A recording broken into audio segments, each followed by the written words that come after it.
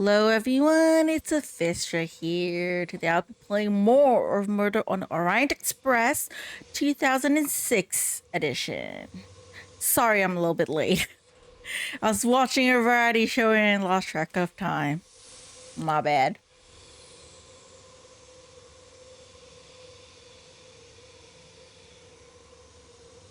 So, last time, the game suddenly crashed on me because of my YouTuber stuff. I think the software or something. Anyways, off stream, I managed to play all the way back to where I left off. But I did do 2 additional things off stream on accident. First, I got this orange juice from the fridge in the kitchen. Which, yes, I did that on accident. We were supposed to get it from the kitchen, but I didn't get it like last time. So I got it now. And I also got Olsen's fingerprint. That's what I did. So now let's go back, talk to Masterman or Foscarelli. I forgot what his name was. Who are you? Masterman? Monsieur Masterman. Oh, Masterman. Yes. My name is Antoinette. Yeah, I need to talk to him again because I forgot. Monsieur Poirot in his inquiries. Yes, game crash. Progress didn't save. The service is quite good, I must say. I prize good service highly, of course. My compliments. Thank you. I would like to ask you some questions. Yes, I expect you would. I shall help in any way I can. You are the valet of Monsieur Ratchet? Yes. May I have your passport, please? Of course. Here you are. Your full name, age, and address. Edward Henry Masterman, 51. 21 Friar Street. Yeah, it's the same conversation as before. I'd do it again, but it's okay. Ratchet? It must have been about 9:35 or 9:40 last night, miss. I'd like to take your fingerprints. That's a rather messy procedure, isn't it? Do you have something I might wipe my hands on afterwards? Yes, I do. Napkins? A wet cloth was beyond your capabilities? Well, I suppose they will have to do. Thank you.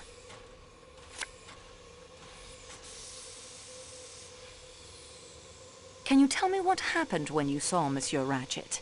I went into Mr. Ratchet as usual, miss, and attended to his wants. What were your duties exactly? To fold or hang up his clothes, miss. Put his dental plate in water and see that he had everything he needed. Was his manner the same as usual? Well, miss, I think he was upset. In what way upset? Over a letter he'd been reading. He asked me if it was I who had put it in his compartment. Of course, I told him I hadn't done any such thing, but he swore at me and found fault with everything I did.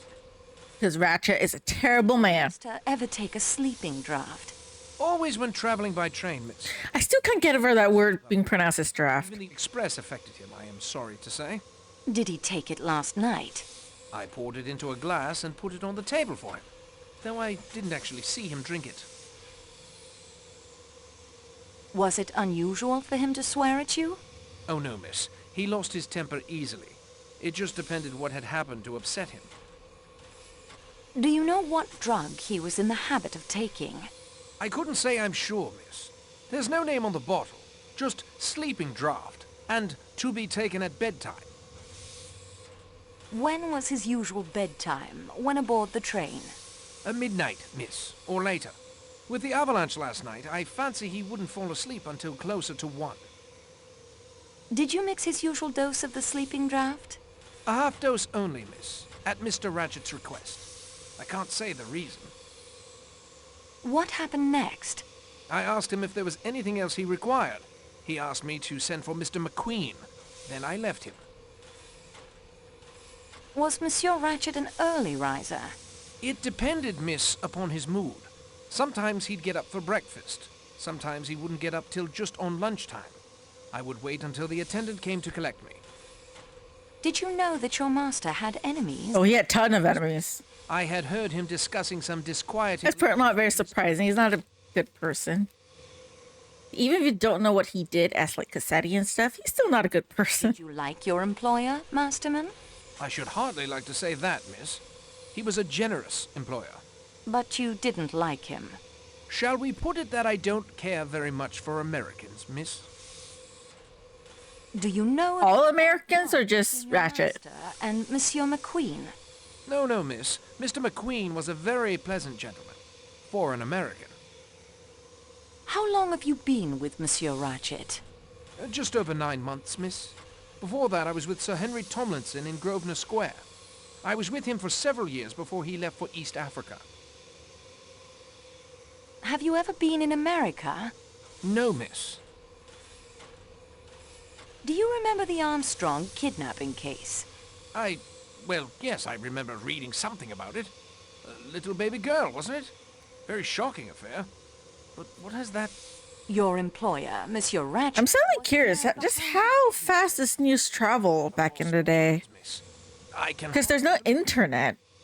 Do like news still travel that fast? Like a kidnapping like that in America and the whole world knows about it? I don't know much about that time period to know that. Are you a... I mean, there is television, so... I only smoke cigarettes. Gas... I suppose it's not that surprising, maybe? What did you do after leaving... Televisions do exist back then already, right? Do they exist? I don't know. Then I came along here to my compartment and read. I was in bed by 10:30. Who do you share this room with? A big Italian fellow. Does he speak English? A kind of English, miss. He's been in America. Chicago, I understand. He was in here playing cards with another American, a Mr. Hardman. The game broke up soon after I entered, and Mr. Hardman left. Do you and the Italian gentleman talk together much? No, miss. I prefer to read. At present, I'm quite enjoying Love's Captive by a Mrs. Arabella Richardson. At about 10:30, the Italian fellow wanted to go to bed, so the attendant came in and made the beds up. Did you go to bed then? I went to bed, but I didn't sleep, miss. I had a toothache. I am so sorry. Was your toothache painful? Most painful, miss. I applied some oil of cloves, which relieved the pain a little, but I still was not able to get to sleep. I turned the light on over my berth and continued to read, to take my mind off of it. I can't imagine how bad like dental is back in the day. Like I hate dentists now, in modern day, with all this technology. Like back in the day, it would have been awful. You did not sleep at all? I finally dropped off about 4 this morning. Did the Italian gentleman sleep? Him? Oh, he snored. I confess I envied Mr. Ratchet his sleeping draught, miss. Did your companion leave the compartment at all during the night? No, miss. Did you leave the compartment at all? No, miss. Did you hear anything during the night? I don't think so, miss. The train being at a standstill made it all very quiet. That will be enough.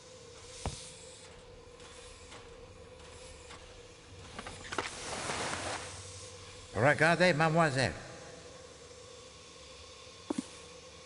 That's his book. Okay. Et voilà. Et voila. All right. And then comparison of the shoes. Ah, to the trained eye, these would appear to be a match most precise. Ooh, it's a I match. can't see any... Whose shoe is that? Poirot could see at once. Oh, so it's one of the shoes. So it's either Massimo or Foscarelli. Can I ask about it? If I think of anything... Okay. I can't ask him about it, but I know now that the shoe match. Okay, let's save again. Don't want to lose that progress. Okay.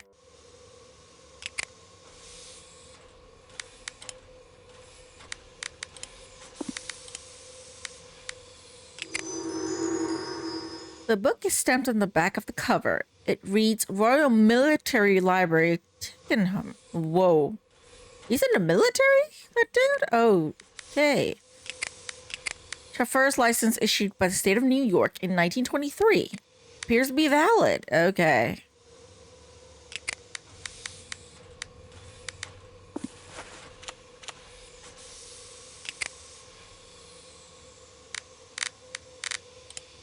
Oh, let's talk to the other people. There's some people I haven't talked to yesterday. Which are also the people that I haven't collected the passports from.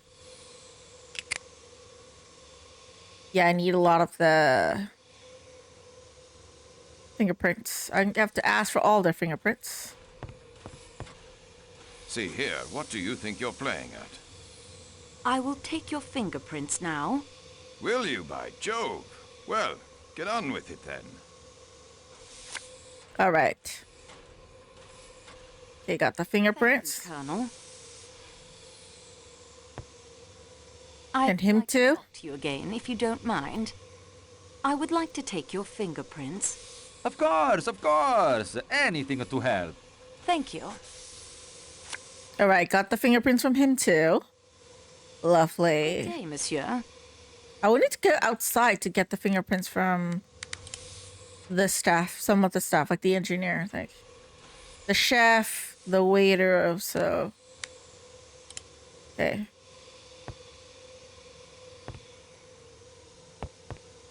I'd like to talk to you again, if you don't mind. I would like to take your fingerprints. I see. Very well then. Okay, got the fingerprints from him. Good day, monsieur.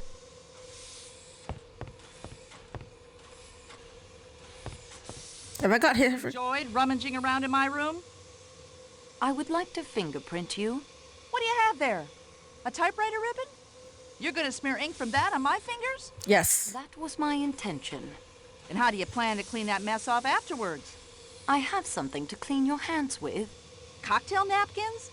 Good gracious, sweetie. What kind of fleabag investigation are you conducting here anyway? I appreciate your cooperation. You're just so rude. Like, seriously, I don't like you. Clearly, Antoinette doesn't like her either. You can tell from the tone. Okay, I need the chef. I got the countess here. Save again. I need to save a lot more regularly. Okay, let's talk to them. Count Andrigny, I am acting on behalf of Monsieur Hercule Poirot in this matter. May I speak with you? I quite understand your position. I will do anything I can to assist you. Okay, good. May I have your passport, please? Yes, certainly. Rudolph Joseph Andrigny, aged 34. A diplomatic passport. Yes, I am in the Hungarian consular service. Wife, Elena Maria Andrigny. Age 20? Yes, we have only been married a year. Aged 20, thank you. Are you aware of the identity of the deceased? She's very young. If you want to know his name, surely it is in his passport. The name on his passport is Ratchet. That is not his real name. He is in fact Cassetti, who was responsible for the kidnapping and death of a child in America. Ah, that certainly should throw light upon the matter. Have you been to America, Monsieur Lecomte? Yes, I was in Washington for a year. Extraordinary country. Did you know the Armstrong family? The kidnapped victims. Yes. Armstrong. It is difficult to recall. So many diplomatic functions. So many hands to shake. I cannot recall. I'm sorry. So he might have met them, but not close. Tell me how you spent Okay. the evening after dinner last night. We had my wife's compartment made up while we were at dinner. On returning, we sat up in mine playing piquet. At about 11 o'clock, my wife retired for the night. The attendant made up my compartment, and I also went to bed. Why do they not have the same compartment? It's because it's too small. I'd like to take your fingerprints. Whatever you need to do, I will be happy to cooperate. I mean, in comparison, though, now that I think about it, like the OG, like for this game, the compartments are pretty small. as compared to the new Orient Express game where the compartments are bigger. The sudden stop of the train. So I can understand why there are two separate compartments, I guess. I learned from the attendant of the avalanche, then went in to my wife and comforted her. When did you return to your own compartment? Well, I didn't, actually. That is to say, I did not like to leave my wife alone after the shock. We passed the remainder of the night together. Okay, not surprising. They are a couple. Other than the train stopping, did you notice anything unusual? No, I don't think so. I dropped off to sleep sometime before 2 a.m. and slept through until this morning. You didn't hear the commotion in the compartment next to yours? The American lady who occupies it had quite an attack of hysterics and rang repeatedly for the attendant.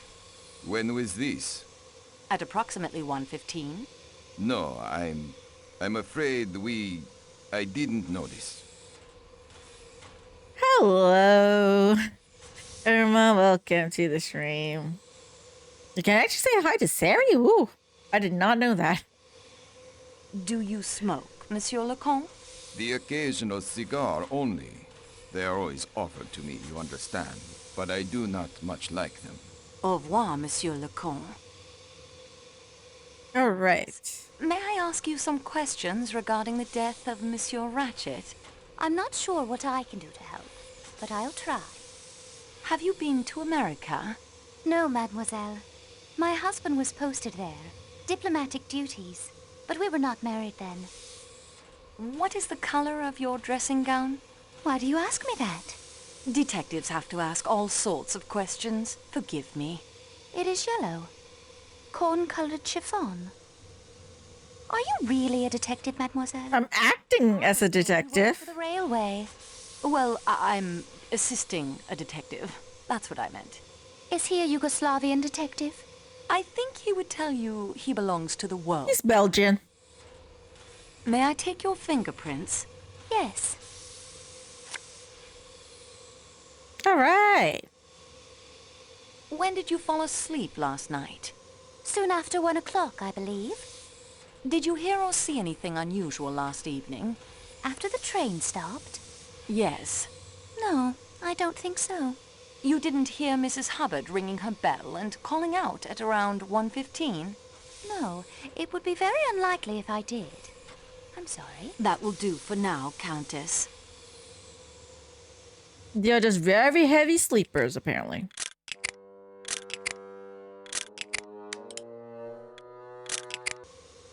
Okay. Fingerprints from Mary, who's sitting, I think, in this compartment too. The chef, and then these two I gotta go find.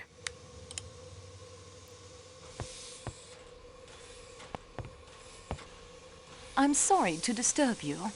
Not at all. As you can see, I'm not exactly occupied at the moment. And I do know you're helping that funny little Belgian detective. Funny little Belgian detective. Your full name, permanent address, and age, please. Mary Hermione Debenham, 32. Hermione Debenham. Nice. What can you tell me of the murder last night? I'm afraid I have nothing to tell you. I went to bed and slept. You seem very at ease. Are you not distressed by what has happened? Distressed? I have not really thought about it from that point of view. No, I cannot say that I am at all distressed. After all, people die every day. They die, yes, but murder is thankfully a little more rare.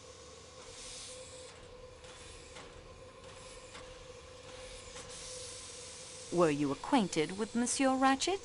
I saw him for the first time at dinner last night. Oh, I suppose at the station, perhaps. I don't recall. How did he strike you? I hardly noticed him. He did not strike you as an evil personality? Really, I cannot say I thought about it. Whether or not I liked Mr. Ratchet's face does not seem to be helpful in finding out who killed him.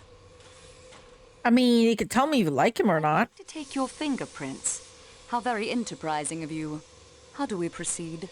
I have some typewriter ribbon. Splendid. This is all rather exciting. I really like her. She's nice. Do you know who Monsieur Ratchet really was? Haven't a clue. Who was he? Cassetti, the man behind the Armstrong kidnapping. That was quite abominable. Where did you begin your journey? Baghdad. What were you doing there? I have been acting as governess to 2 children. What is your final destination? London. I'm giving up on Baghdad. Not much happens there. I'm hoping to find a suitable post in London. That's quite a name, Baghdad. What can you tell me about Mademoiselle? I wonder who came up with it. She's a nearly perfect traveling companion. Quiet, polite, thinks the world of her princess. What is the color of her dressing gown? Her dressing gown. It's dark blue. Flannel. Did Mademoiselle Schmidt leave your compartment at any time during the night? She was with the princess, reading, I believe, until quite late. I awoke when she returned. I remember thinking she was not paid enough for such long hours and checked my watch. It was 12:38. How well do you know Colonel Arbuthnot? I'm sure very well. An question, and I'll not answer it. Good day to you, mademoiselle. Okay.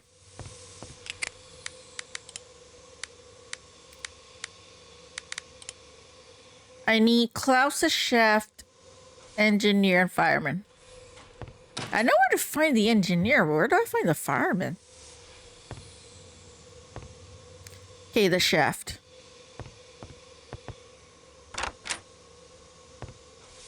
You're still not back yet. Wow, you're gone for a long time. I guess I could go find you in the baggage area. I would like to fingerprint you. Ugh, fine. Do as you must. Thank you, thank you.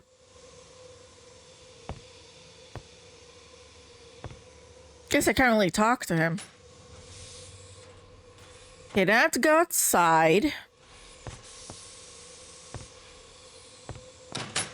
for the engineer. Where is the fireman, though? Honestly.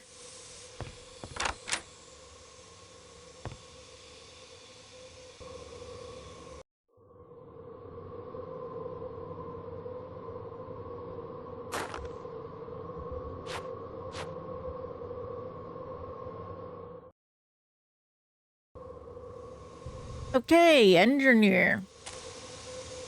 Oh, the fireman's here. I would like to fingerprint you. Eğer mecbursan. Thank you, thank you. Seninle konuşamam şimdi. Sonra belki. Okay, at least there's like translation for that. I still need to ask you some questions about last night. At your service, dear young lady. But I know nothing. Did you see anyone leave the train last night? No. But as I have told you, we were busy with the boiler. The pressure must be kept up for the lights and heat.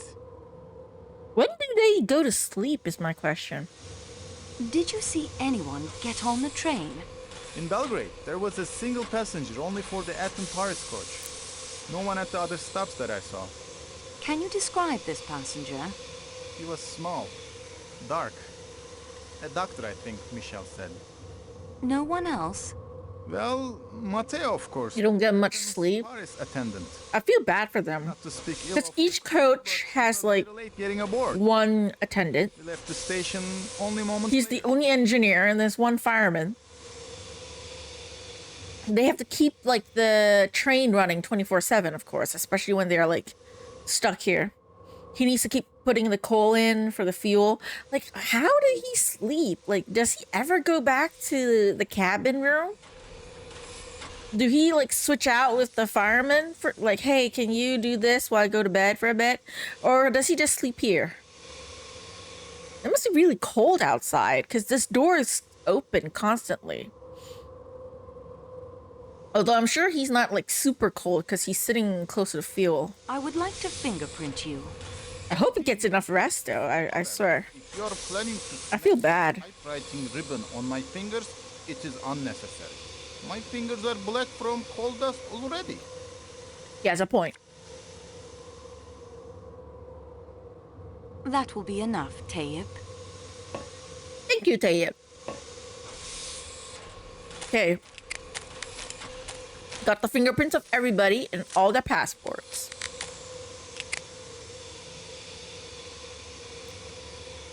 I already checked the footprint cast, though.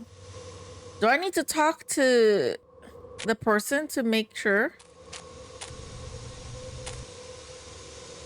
Maybe very hot with the constant fire. Yeah, I think so. He is sitting very close to the engine area, so I imagine it's not too cold, which in winter like that, it's probably a good thing because it's freezing, you know, so he probably needs the heat.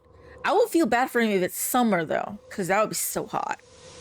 Hello, Ghosty Ozzy. Welcome to the stream. You didn't miss much because I started late today. Okay, I checked against the footprint for the shoes. For the men. Do I need to do it for the women? I don't think so, right? For all suspect shoes. I need to do it for the women too, damn it. Okay. I thought I don't need to do it for the women, but apparently the game wants me to do it. Because I don't think it looks like a woman's shoe print to me, but... game wants me to do it. Match, I am afraid.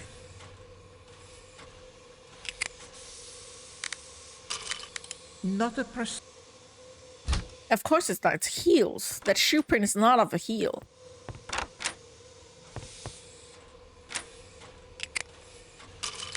Not a precise match, I am afraid. Not a precise match, I am afraid.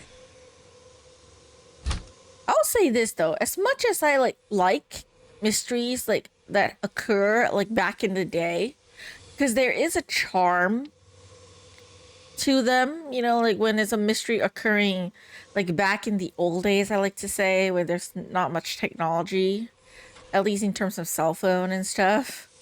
But I'm glad I'm not living at that time period. I'm just saying. Cupboard. Shoes. Not a precise match, I am afraid. Nothing else to... Okay.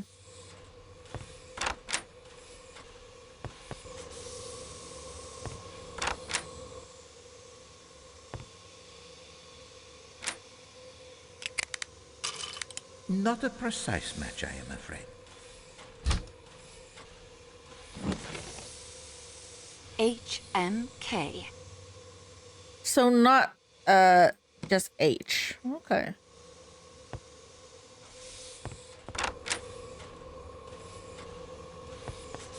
I'll check again. I don't know which... I think I checked all the men's shoes, but I'll do it again anyways. Poirot could see... Only one men's shoes fit. Sorry, princess. I need to check your shoes. Ignore me. Not a precise...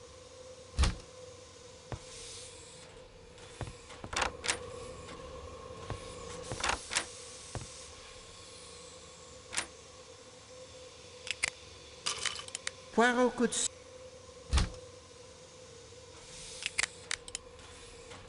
Okay, checked all the suspects' footprints. Oh, I've done everything on the list. Okay, I'll save here first.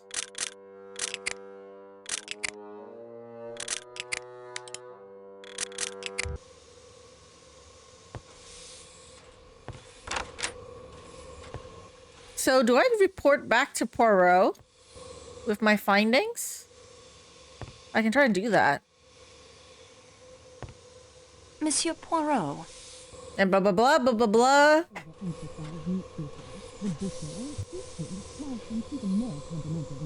And da-da-da-da-da. I can't hear anything, but that's okay.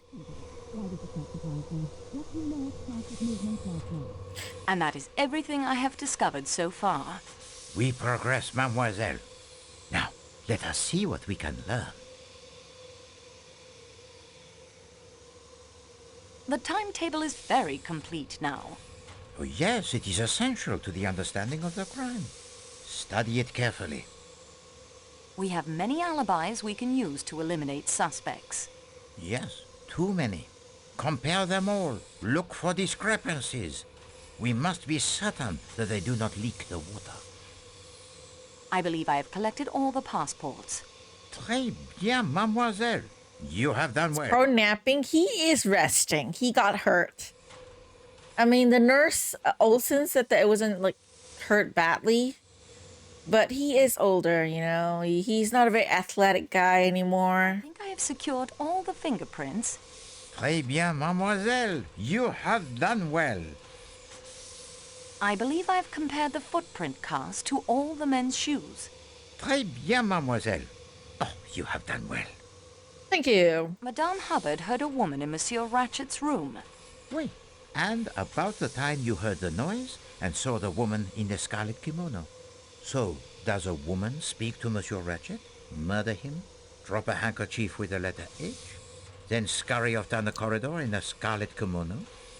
Or does Madame Hubbard hallucinate a woman's voice as well as the man in her room? The valet masterman says Ratchet took less than his normal sleeping draught. So, instead of a comatose Ratchet who would not struggle when the knife began its work, we have a Ratchet who might cry out. But after the cry, I heard Ratchet tell Michelle that there was nothing wrong. Monsieur McQueen saw the woman in the scarlet kimono. But not enough to identify her. And he says he saw Michelle coming from the direction of the salon car, or at least someone in an attendant's uniform. Yeah, it could be not Michelle. It could be someone else. Colonel Arbuthnot saw the attendant and thinks he caught the scent of a woman. Ah, the scent of a woman. You have found a romantic streak I would not have suspected one so stolid to possess. Hildegard Schmidt saw an attendant leaving a compartment. Oui, one of the middle rooms. Either Ratchet's or Madame Hubbard's. And his description. No, it is not Pierre Michel, this small dark man with a moustache who speaks in the high voice. No, but he matches the description Ratchet gave Hardman of his enemy. Both Madame Hubbard and Mademoiselle Olsen confirm the connecting door was locked. An attendant's pass key opens even connecting doors, I think. I have a lot to talk about, Poirot. By that locked door. Colonel Arbuthnot saw Monsieur Hardman watching the corridor from his room. Monsieur Hardman's door opens to the right, so unfortunately he could see little of the corridor. But he would have seen if anyone entered the Calais coach from the Athens-Paris coach. The stiletto I found in the hut must be the murder weapon. That would seem to be the obvious conclusion. No, it is the weapon of the underworld assassin, to be sure. And with fingerprints which match no one's aboard this train. I haven't even compared it yet. How do you know? I mean, you're a genius, obviously. The steak knife I found by the cliff was clean. No blood or fingerprints. It is a nuisance, that knife. On the face of it, it is of no importance. And yet, someone has taken the trouble to try and fling it over a cliff. I mean, the fingerprints can be easily explained with them wearing gloves. The lack of blood can be they cleaned it and you don't have luminol to show you any, like, traces of blood. Is luminol a thing back in this time period? Do they have that, like, concept already, or is that, like, a later on thing? Hardman's actions were very suspicious. And the key he discovers in Michel's clothing that opens the door to the security room in the baggage car is suspicious as well. McQueen is the son of the district attorney involved in the Armstrong case. Pardon, district attorney? What is that? Some sort of police official, I believe. Princess Dragomirov was Sonia Armstrong's godmother. Oui, it is coincidence, or something more. Merci, mademoiselle. Unfortunately, the report it is not yet complete. We are now armed with much more additional knowledge than the first time you made the interrogations of our fellow passengers. So please speak with them again. Ask the questions subtle or intended. What year is this? Must learn. 1934, I believe. The Calais coaches become very still. I think most of them are occupied elsewhere.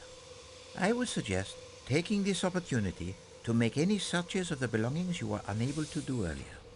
And do not forget the baggage car or the Athens-Paris coach. I have flick searched it, but I guess I can search it again. He's telling me I haven't done everything yet, so that's okay. First off, fingerprints. These prints don't match.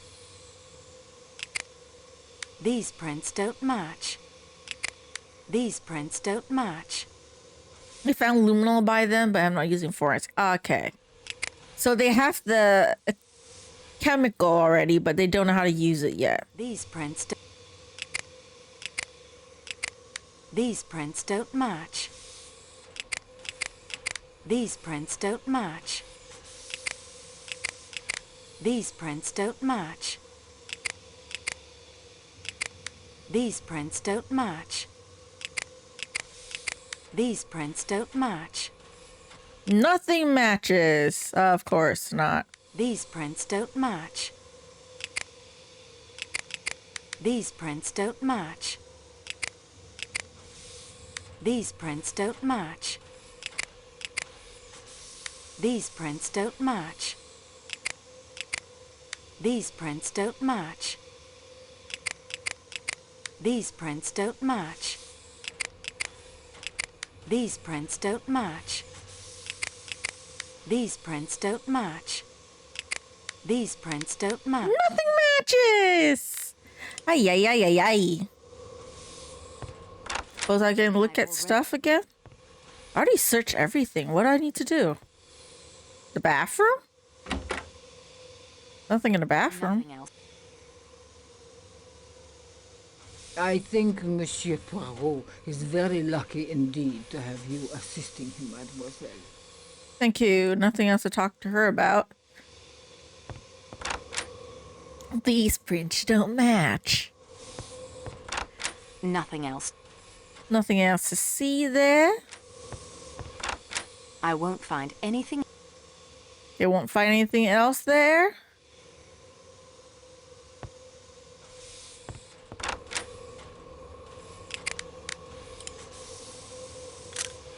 I already done everything, yet they still say I'm not done with everything. Ay, ay, ay. Save again.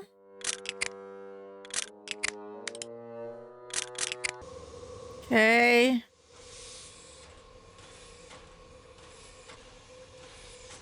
Hubbard's room. I've already. Or research it thoroughly.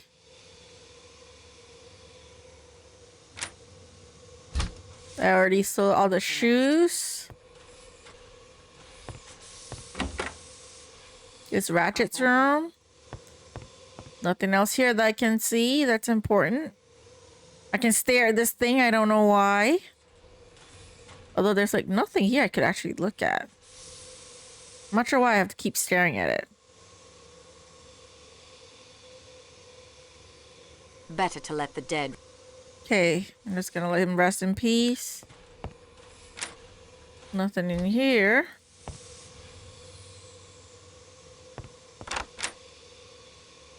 Poirot's room. I don't need to go there. Our room. Toilet. A good idea, but I've come up empty. Okay, nothing.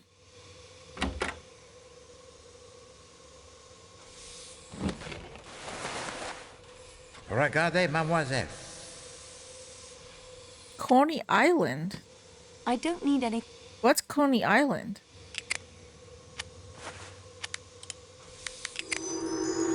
Looks like Greta's handwriting. It says, in memory of a last happy day by the sea. Helena wrote the roller coaster, but I could not. Oh, please, Mish. I am so distressed. I am not able to talk at the moment. But I want to ask you about this passport. This thing. Guess he's not allowing me to do that. Okay, never mind. Nothing else. I've already. Nothing else to see in there. Now, why can't I stare at it? Why am I looking up when I can't see anything in there? Already. Nothing else to... Now, why can't I look at it? You maybe make me feel like I can look at it because there's something I need to take.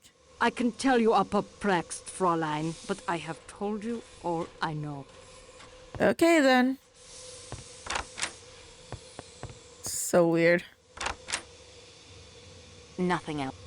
Nothing else to see in there? I won't find... Won't find anything else in there? Oh, is there anything else I could talk to him about?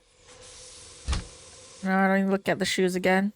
I know I shouldn't say it, but I'm glad Ratchet's dead. I'm sure a lot of people share the same sentiments. Which, by the way, have I looked at his documents yet? Threatening letter. Thought you'd double-cross us and get away with it, did you? Not on your life. We're out to get you, Ratchet, and we will get you.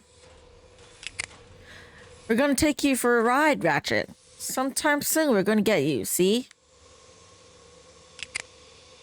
Okay, that's Maureen's. Alright.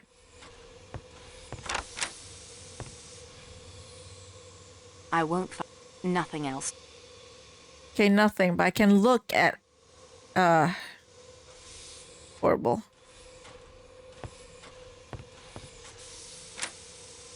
Can't ask him about anything? The shoes? I'm sorry, miss. I'm quite tired due to my lack of sleep. I'm not up to more conversation at the moment. Okay. Can't talk to any of them. I'll go see the rest of the people here and see if I can talk to any of them. If not, I'll go to the Athens-Paris coach. Signorina, may I beg a few moments to myself? Fine. Why don't you go bother someone else? I'm thinking. Okay, nothing to talk about. I must attend to my duties, mademoiselle. Perhaps we can speak later. Nothing. I'm not in the mood to talk right now. Okay. Ms. Marceau, would you mind terribly if we talked later? Okay, no one to talk to. Oh, jeez. Am I done? Talk to you later. I promise. Okay. I have nothing more to say to him. Okay, nothing. No one to talk to. I guess I can go to the Athens-Paris coach.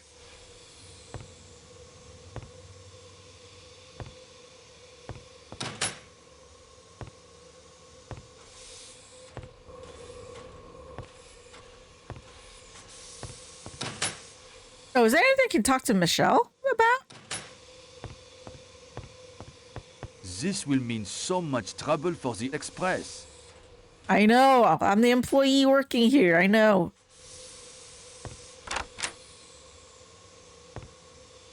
No belongings. Nothing to see.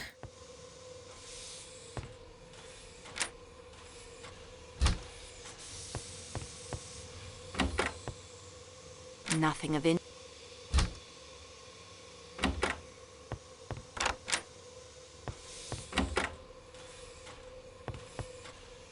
Anything new to see? Nope.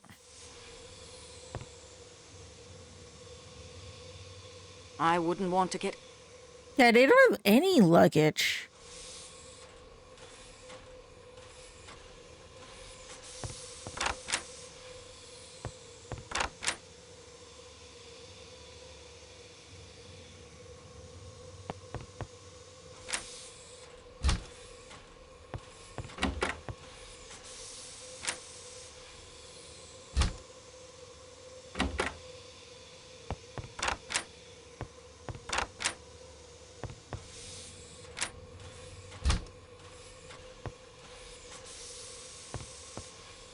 Okay, something to see. Fingerprint, maybe?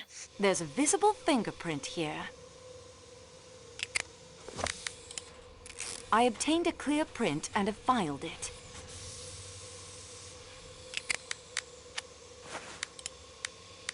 Fingerprint? The flower vase. These prints.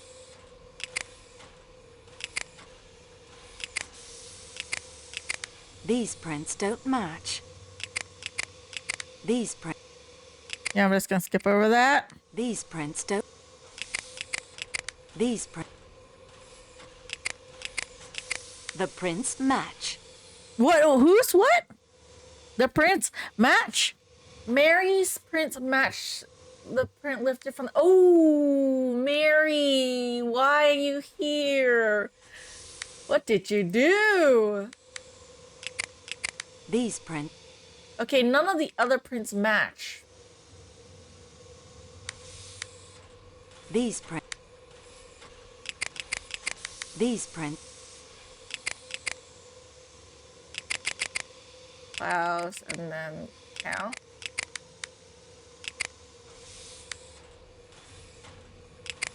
These prints don't match. None of the other prints match, though. Only Mary. These prints don't. Right?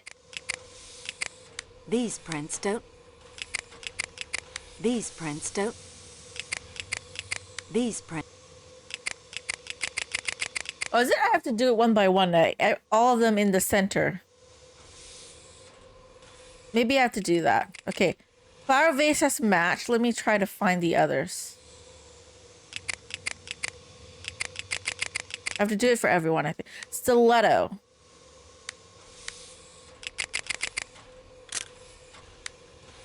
These prints. Hector doesn't match. These prints don't. Greta. These prints. These prints don't match. These prints. I think Pearl mentioned something about not matching any of the prints. These prints. But I'll still try and do it. These prints don't match. These prints. These prints don't match. These prints. You're gonna hear this for a while. I'm sorry. These prints don't match.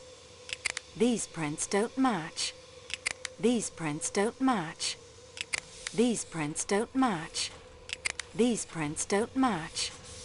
These prints don't match. These prints don't match. These prints. Okay.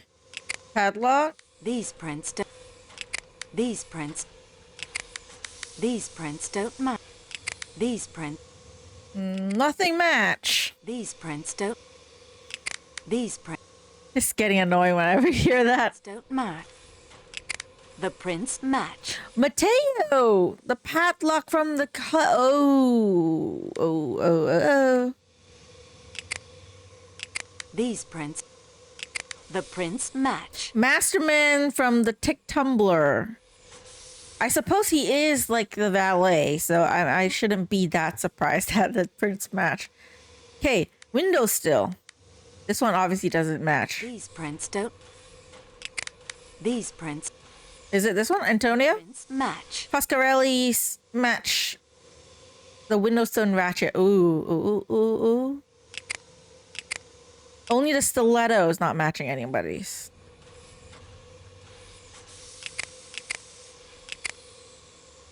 Oh dear. Okay.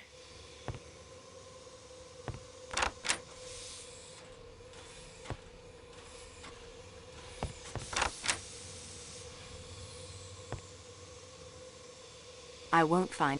Okay, nothing else in his luggage. Engineer has nothing, I remember. No luggage or anything. Where do they put their stuff then? Do you really have like nothing that you own? Nothing else.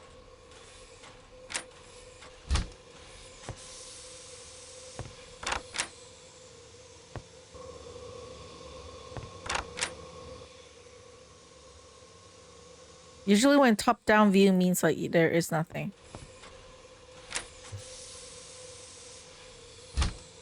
Okay. The doctor.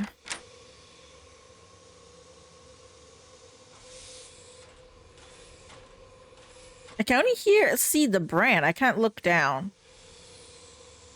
Okay, never mind. I won't find. I don't think. Okay, no talking to him. Nothing else about the doctor. All right. The weather looks quite threatening.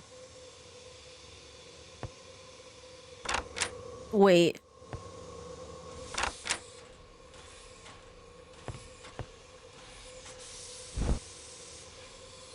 Wait. Someone has seen to it that the snowshoes, they are beyond repair, and now quite useless. I missed that. They destroyed a pair of snowshoes. Lucky I have my own. Jeez, who want to destroy snowshoes? Okay, fingerprint.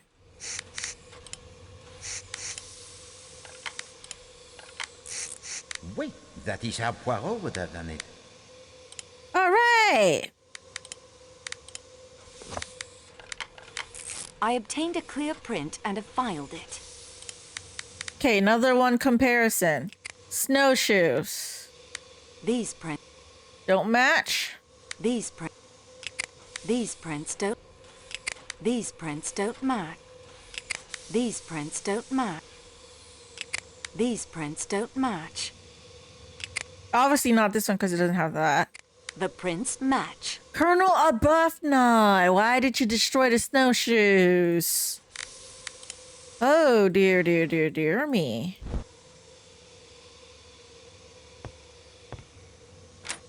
Nothing else here.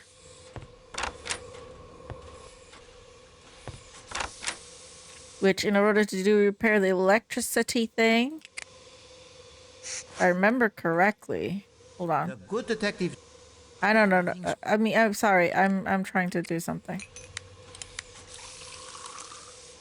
Ha!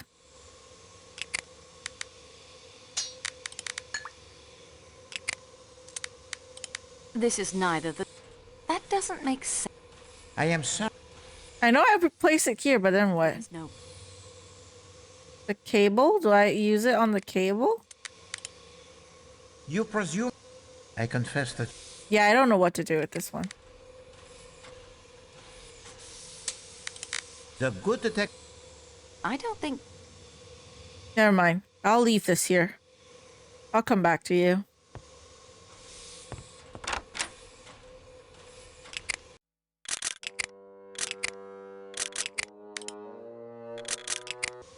All right, Mateo. I got some questions.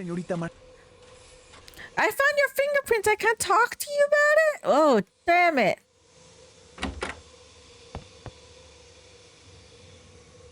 Really?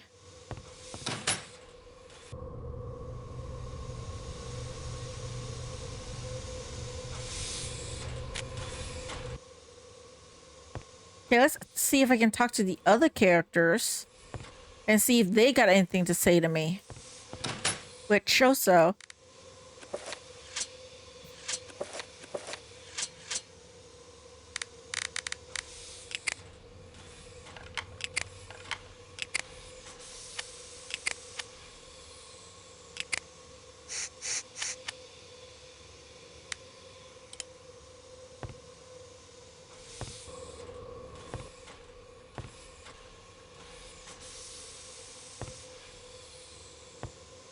But okay, the masterman, the fingerprint for the glass, he did say he gave the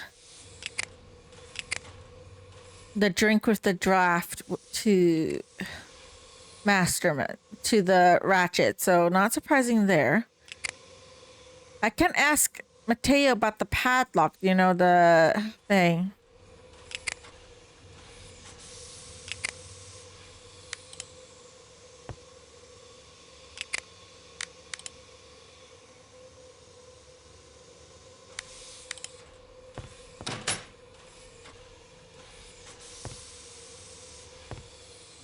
Not now, senor. Please. I can't talk to them about anything that I discovered, even with the fingerprints.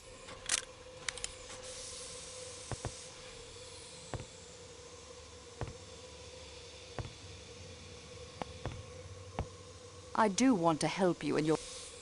Can't go to the security room then? I don't have the key yet, though.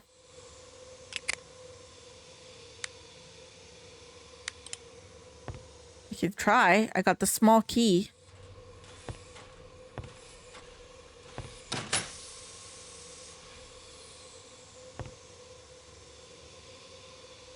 Maybe I speak. Okay, sorry.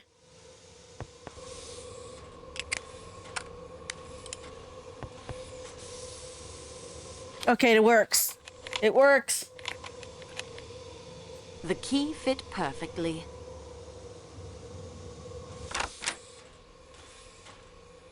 Save here first.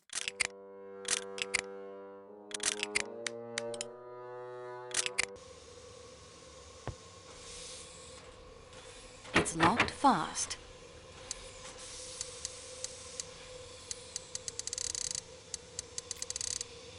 I don't know how to open it though.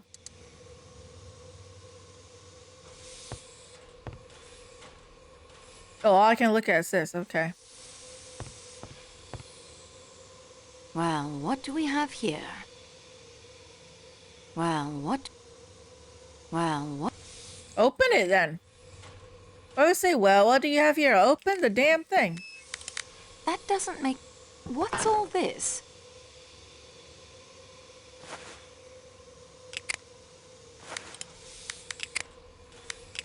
Ooh. Same brand as the doctor's uniform. It looks like someone had a meal here recently. It's a makeshift bed, but who could possibly be using it? Crime et punition, Géographie Européenne, Introduction à la Science. Interesting selection. It's all like science, geography. It looks like subjects. It has a fingerprint on it. I obtained a clear print and have filed it. It looks like... Hey, fingerprint? There's a visible fingerprint here. I obtained a clear print and have filed it. It's a makeshift... I'd better put the lid back on for appearances. Okay, save first.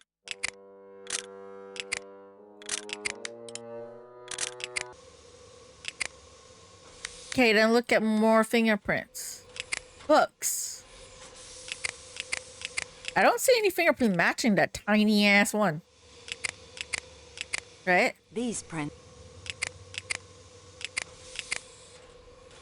Ratchet's crate, though.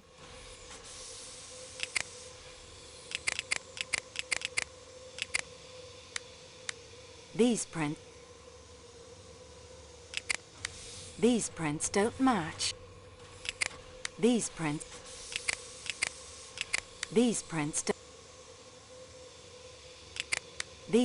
don't match.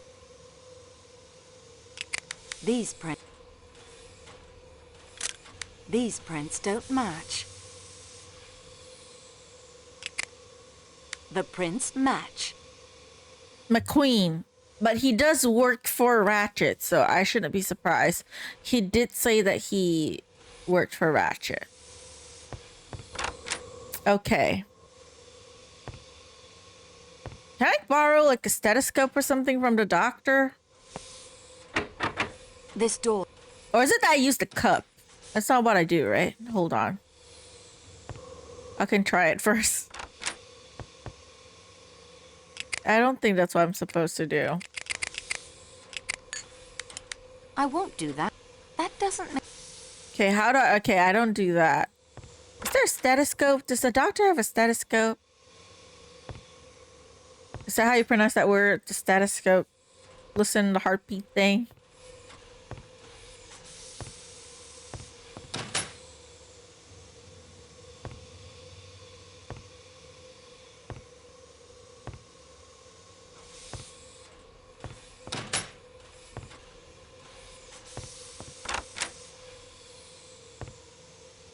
I know I shouldn't say it. Okay, nothing else.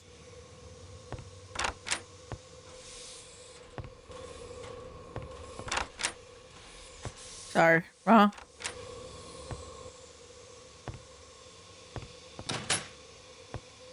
Doctor. No, wait. Empty room, sorry, wrong. I meant the doctor's room. I have nothing. Same brand though. Do I just stare at it and what? Take note of it? I want to borrow the stethoscope. I want to borrow... He's a doctor, he should have it. I won't... But he doesn't. That sucked.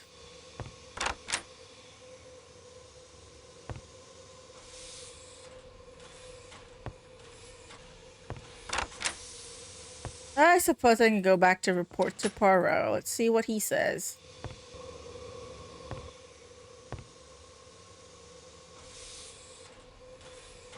Wait, I overshot.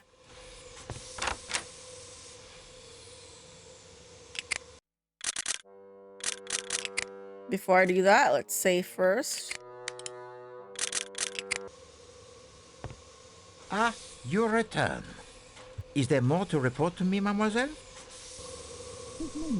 There's a lot to report to you.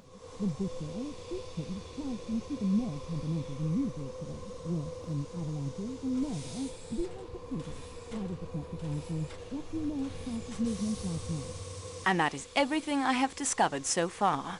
We progress, mademoiselle. Now, let us see what we can learn. The footprints in the snow belong to Foscarelli. And his fingerprints are found upon the windowsill of Monsieur Ratchet's room. Yet he does not smoke a pipe. Nor, I think, does the cambric handkerchief with the letter H belong to him. The only proof that he was in the room at one point. We have not one, but two additional attendants' uniforms. 2 uniforms, 2 knives, possibly 2 murderers, one right-handed and one left? Can they have had the same plan, to sneak about disguised as attendants, in order to murder Monsieur Ratchet in his sleep? What a moment that must have been, as they encounter one another over the body. It is like a scene from a Marx Brothers movie, that. Someone was hiding in Ratchet's crate. A valuable statue is stolen. And then the thief decides to do what? Well, masquerade as the statue? To escape detection? The missing statue is another motive for murder. Why not? We have the possible revenge from the Armstrong kidnapping, a possible assassin from Ratchet's underworld past. So why not a thief who kills Ratchet to cover up his crime? If we find 9 more motives for the murder and 10 more knives, we at least will have explained all those stab wounds. The books in Ratchet's crate were all references of use to the murderer. Explain, mademoiselle. Géographie Européenne would be helpful in following the route of the train and choosing the best spot for murder. Introduction à la Science could give information about sleeping drafts. And Crime and Punition by Dostoevsky? Was the guilty conscience of the killer... I mean, you don't need to read a science book to know what a sleeping draft does. I'm just saying. Mateo's fingerprints are on the padlock from the door of the hut. That padlock interests me. Why would Mateo have a key to a shepherd's hut in the middle of the mountains, near the spot where he would have no idea the train would be stopped by an avalanche? Monsieur Poirot, you don't think the avalanche was caused deliberately? No, mademoiselle, I do not. There are enough fantastic elements to this crime already, without introducing the saboteurs. Maybe he lived nearby, I don't know. That hut. They were not on the hut, but on the padlock. Further investigation appears necessary on this point. The simplest course of action would be to ask Mateo how they came to be there. The padlock was taken when Mateo's ham radio equipment was sabotaged. Someone has gone to great trouble, it seems, to direct suspicion upon this young man. Yet how can he have reached the Calais coach unobserved? Merci, mademoiselle. Unfortunately, the report it is not yet complete. We are now armed with much more additional knowledge. Ask the questions subtle or intended to incite. But I would suggest taking this... I tried, but none of them want to talk to me. I tried talking to everybody. I hope... But no one wants to talk to me. Pardon me, señorita. Yeah, no one wants to talk, damn it. It's faster this way. Or can I go back to the hut and check if I missed anything there? Let me go back to the hut and check. Might as well since I'm already outside. Wait. Wrong button.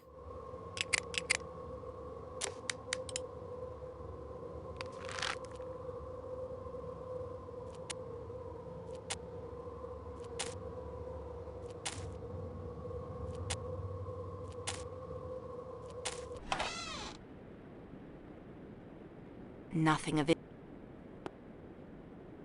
An antique. Nothing here, though. Nothing I can... There's not... Oh, okay, sorry. Snowshoes. Nothing I can see! What else can I see? What am I supposed to do now? I want to try and talk to people, but no one would talk to me. Sorry, wrong.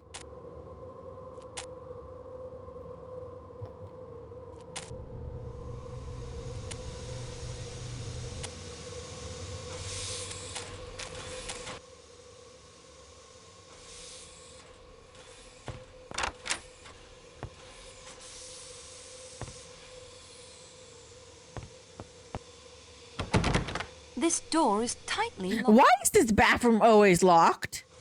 Who the hell keeps using that bathroom? How long have you been in there? I'm sorry, miss. Okay, nothing to talk about. Nothing else. I won't find. Nothing else interesting here that I keep... Why do I keep staring at the luggage then? Nothing else. I can't make heads or tails of the thing. Okay, and he doesn't want to talk more. Not that I can question him anymore. Fräulein, if I... Okay, nothing else I could talk to her about. I've already... Nothing else. I won't... Okay, nothing else here.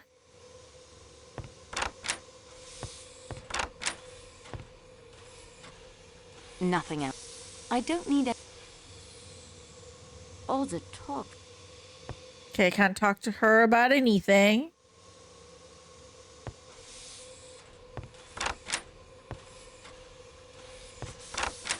Poirot's room. I can't do that because he's here. He's not a suspect. Hubbard's room. I won't... Nothing else in here.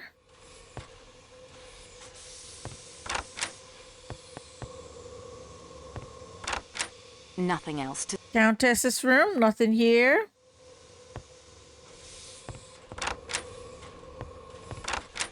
The Count's room. Won't find any... Nothing here either.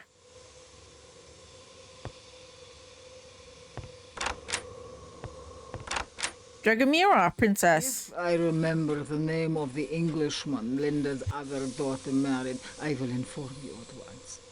Okay, thank you, but nothing else you can talk to me about here right now. Okay. Arbuthnot's room. Nothing else to... Nothing else I could see. Nothing else I could see. No clues. Hartman's room.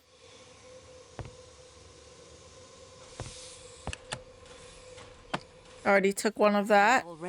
Already searched all the stuff. I don't need anything else here. Okay. To the Athens coach. Anything in the bathroom? Nothing.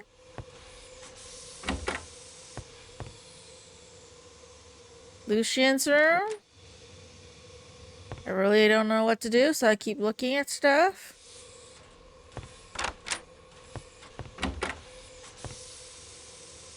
No clues, nothing I've missed, nothing I can see.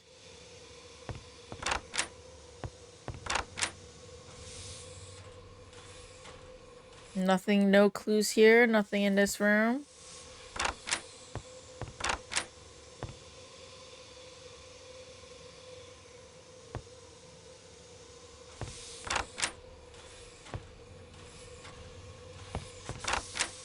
The chef's room. But nothing I can take. No clues again. Da da da da. Oh, I have to keep doing this.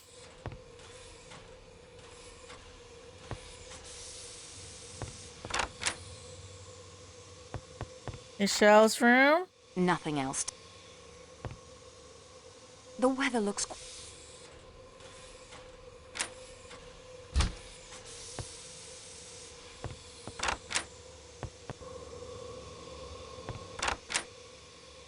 I wouldn't want to get caught out in that weather.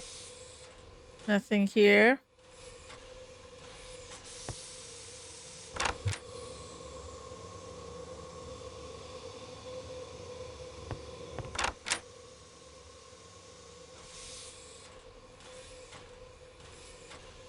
Nothing else to...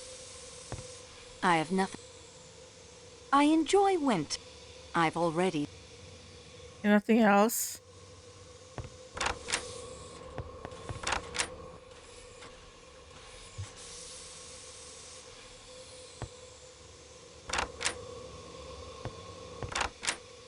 Mateo's room? He doesn't have any luggage. I enjoy winter.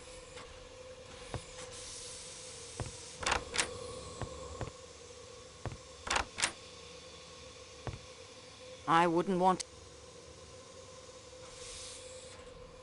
There's no...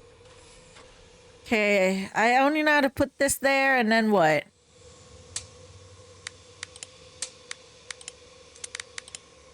Something is...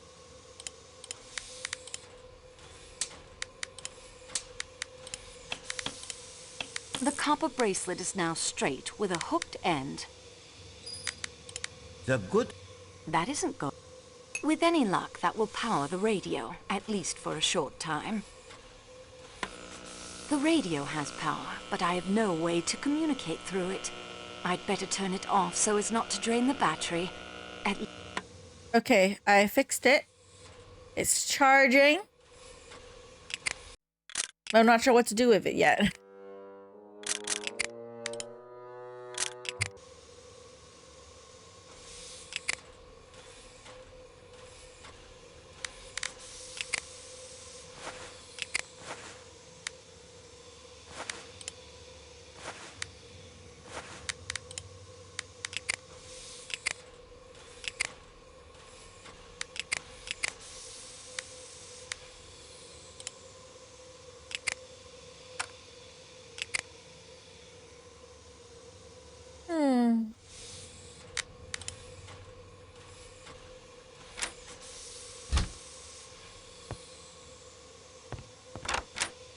I used the copper bracelet, yes. I can show it to you. It has power already, but I can't communicate through it. I have no device to communicate through it. Apparently. So I need to make a device? Although I don't have any items to be able to do that at the moment, I don't think.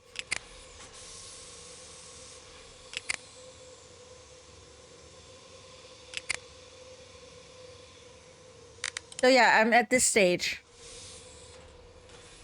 What do I need to do next?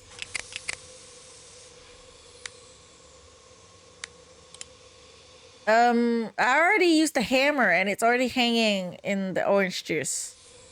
So I can already turn on the radio. But Antoinette said I don't have any means to communicate through the radio. So I need something that I can speak into, which I don't have at the moment.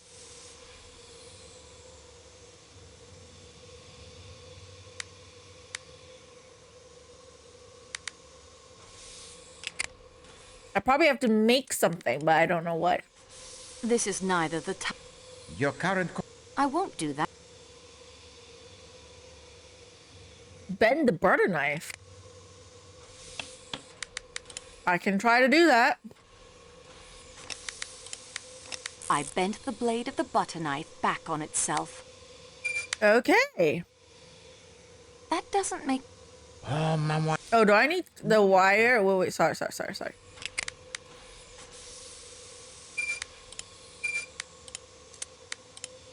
Something is... No, not the wire.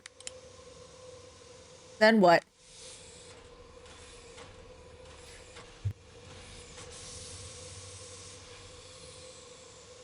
I need to connect it to the system, right? How do I do that?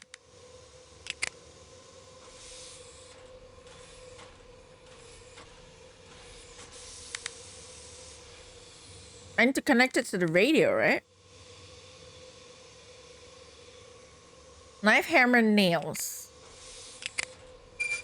Thank you. Thank you. Already hammered it, but then nails. A makeshift telegraph key. I constantly amaze myself. Do I need a wire now? I can't. Okay, no.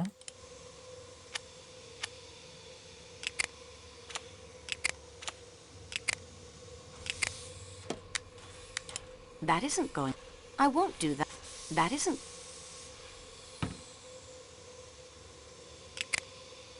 Okay, I placed it on the table.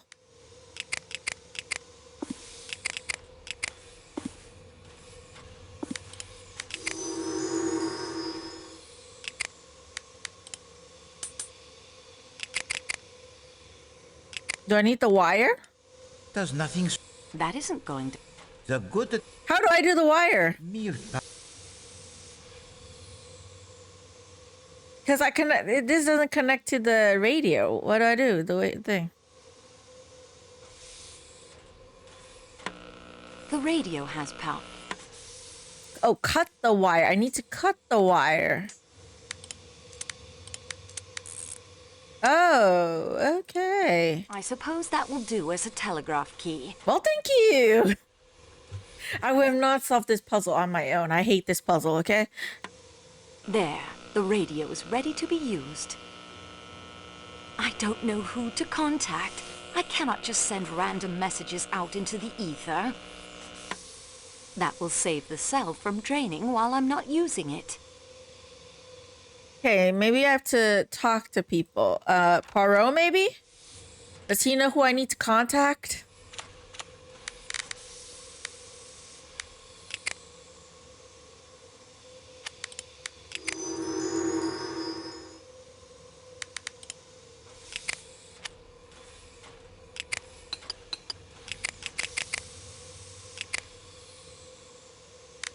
Yeah, maybe I can tell Poirot that. Okay, let me save first.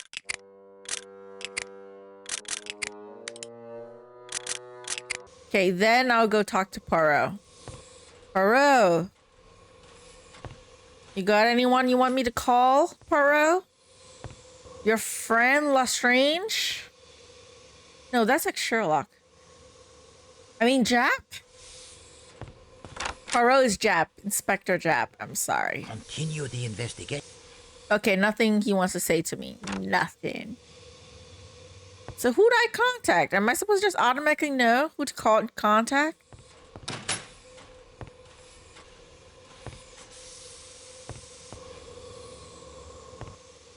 Mateo, anything to say? Pardon me, senor. Nothing. Of course not. Of course not. The weather looks quite threatening.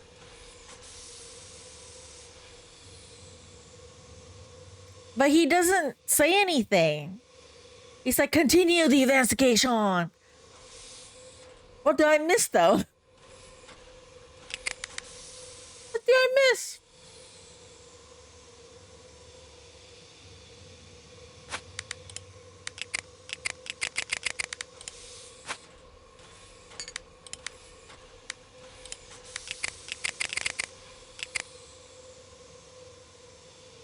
No, I tried to talk to him. He said, just continue the investigation.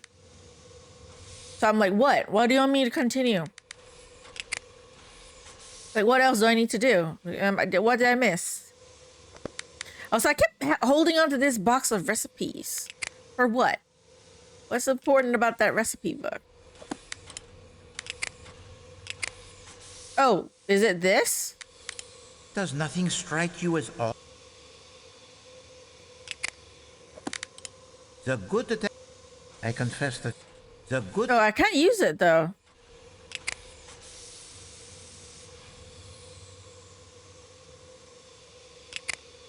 What am I supposed to do now?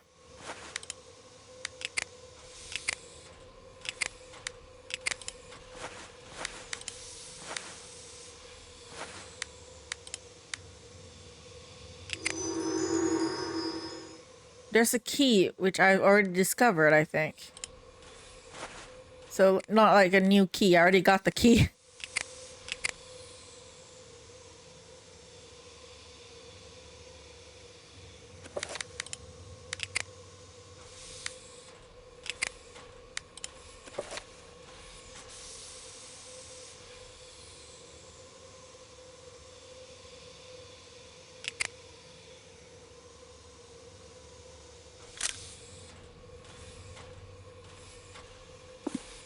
I don't think...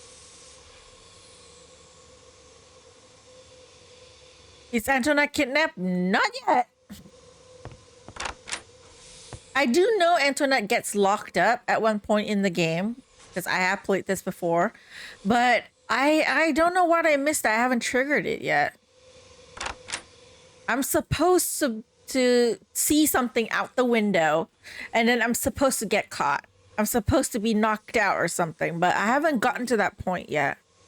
What am I supposed to do? What did I miss that I didn't trigger that yet?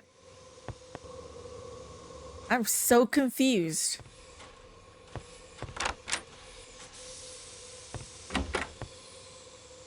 A good idea.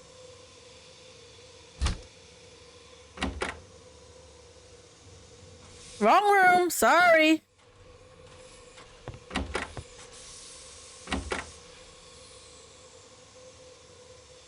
I don't need any... Yeah, there's nothing. I know I find the kimono, like the red kimono, like at one point, but there's nothing here at the moment that I can see of, and she's still here. Oh, please. Do I have to talk to people? I tried to talk to people. No one wants to talk to me though. I'm not in the mood to talk. I promise. Everyone wants to talk later. I want to interrogate you guys. No one's talking to me for anything. Mademoiselle. Later we can... The time for... I will talk to you. Yeah, nothing. Ms. Marceau. I have all this information and no one wants to talk to me about anything. Like, I tried. I'm trying to talk to them. I can't even eat food. She keeps saying she has no appetite. Like, I have appetite. Why not just eat something and chill? I'd better... Such a cramped...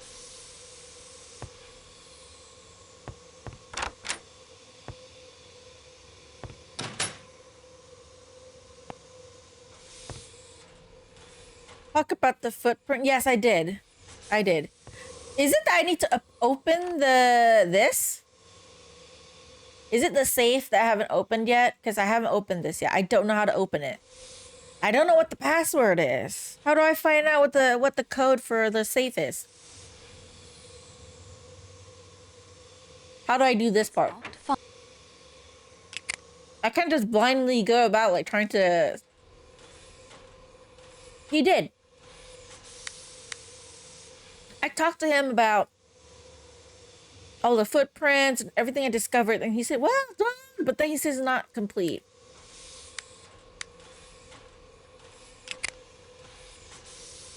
I'm a bit confused. You presume... Yeah, this is not the safe for that. How do I know what the safe... It's locked. That isn't the right... What is the password? I do have Ratchet's hat. Hold on. Oh, 1318. Wait. That isn't such a good idea.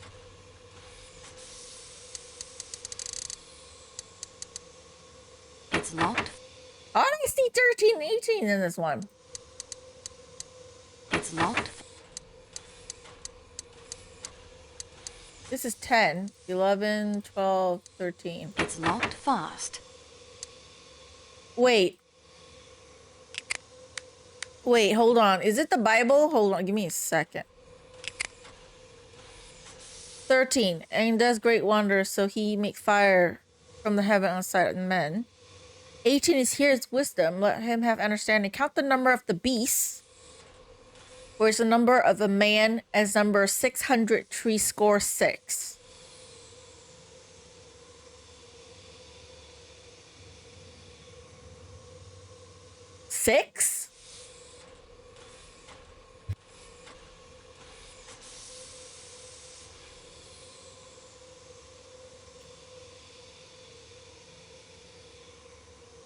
Of a man, 600 666 is the passcode number? It's not far. How do I put 666? 66. It's not. There's no 666 though. It's not far.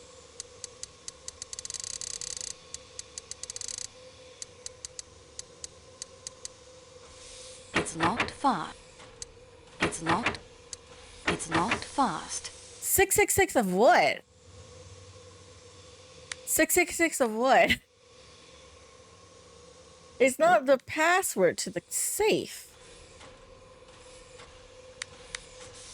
666 of what? What do I have for 666?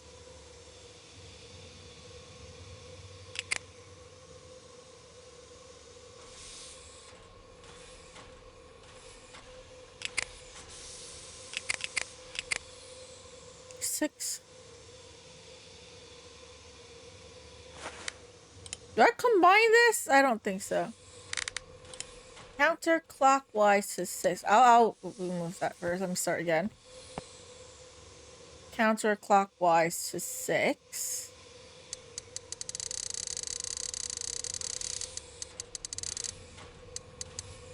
It's not fast. Counterclockwise 6. Then clockwise to 6.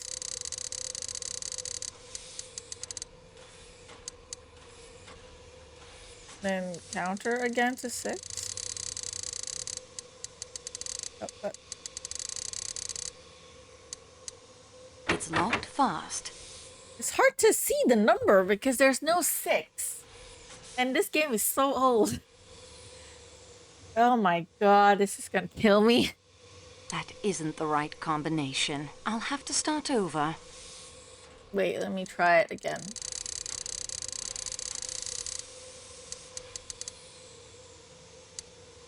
That isn't... Need to click it too. That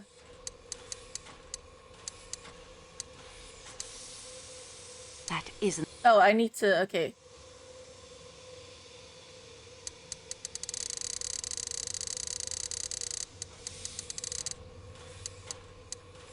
Six. It's so hard to do this.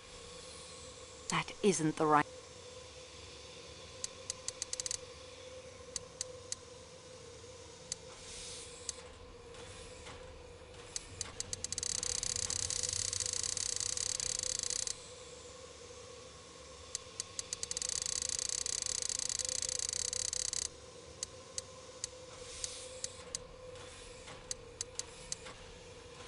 That isn't the right...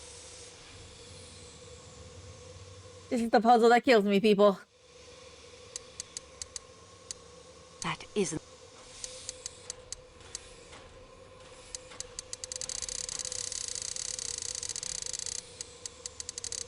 That isn't the... How do I do this? It's hard to just put exact on 6. Isn't...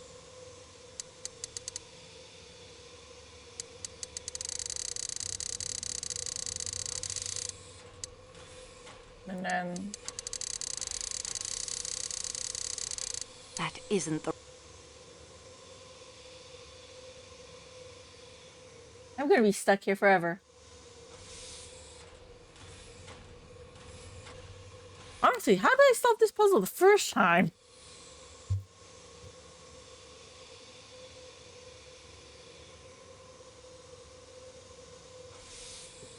Cursor on the left.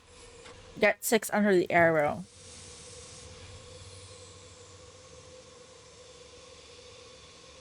Place cursor on the right. Click to get 6.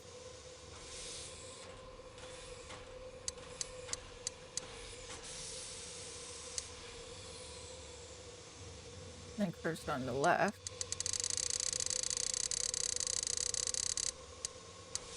Six. And on the left.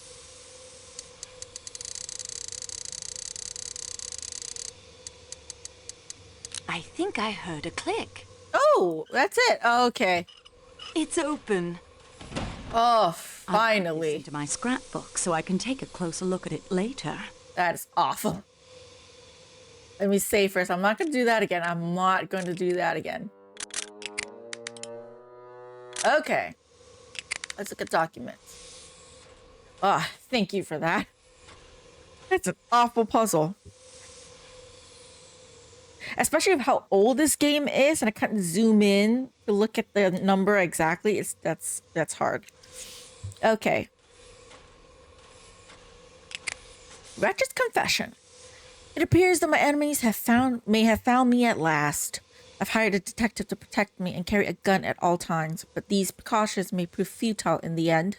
If indeed that end, my end, is near, then I trust that the authorities will be reading this.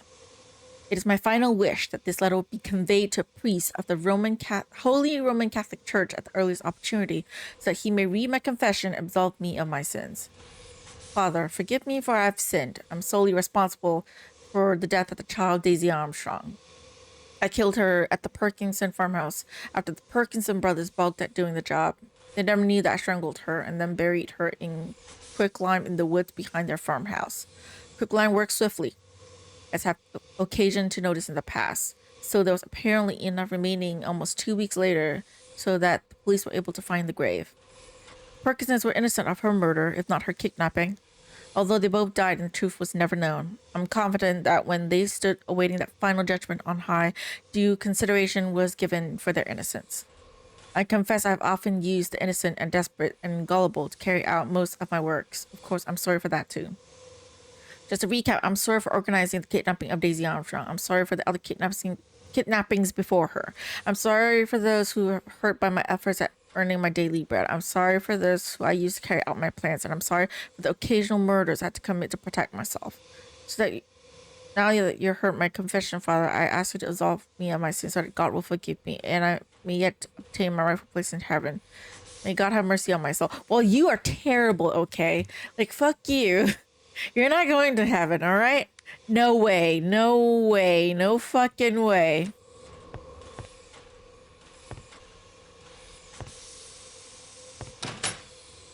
All right, now, Poirot. Can I tell you this letter, and can you tell me that I'm done my job?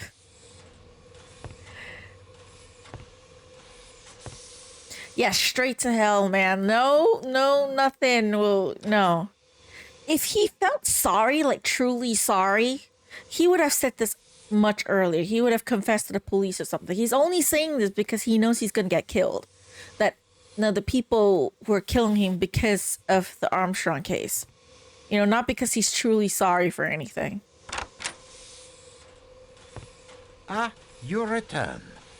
Is there more to report to me, mademoiselle?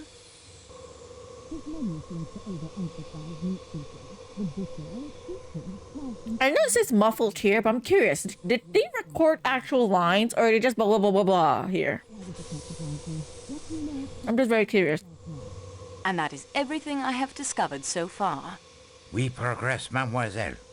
Now, let us see what we can learn. I have all the pieces.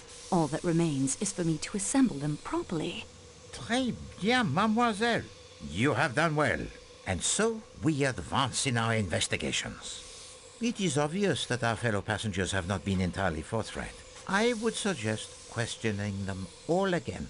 Confront them with evidence you have uncovered, compare the alibis, and study your timetable.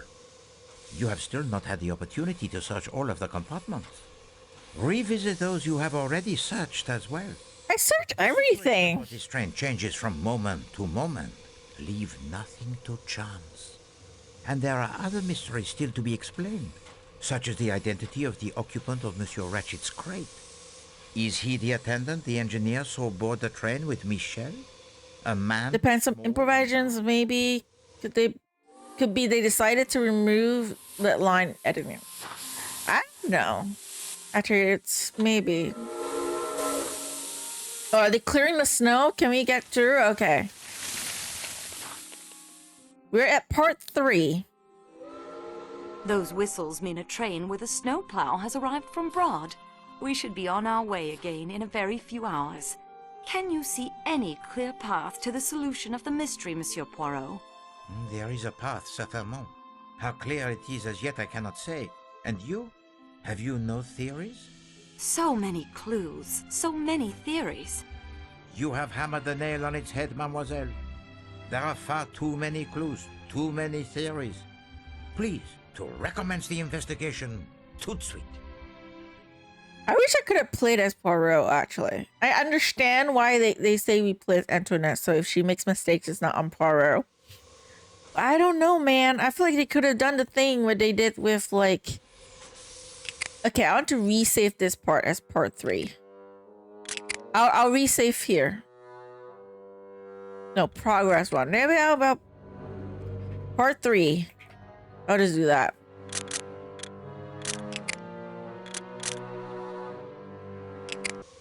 Because I want to, just in case I have to go back and play some other stuff that I missed in part 2. Okay, anyone to talk to? No one's here? I won't find. I've already... I can't look at anything, nothing else. He keeps telling me to look at all the compartments, but I have nothing to look at. Okay, I do know that there might be something in my room. The notorious scarlet kimono in your bag, mademoiselle. Well, of all the nerve. I don't need any... I won't find... Yeah, so this is when we find a kimono in our, like, compartment. Although we are not responsible, of course. Nothing else. Okay, nothing else in any of the other compartments. I'll still look, though, just in case. I won't find... Okay, nothing in her compartment.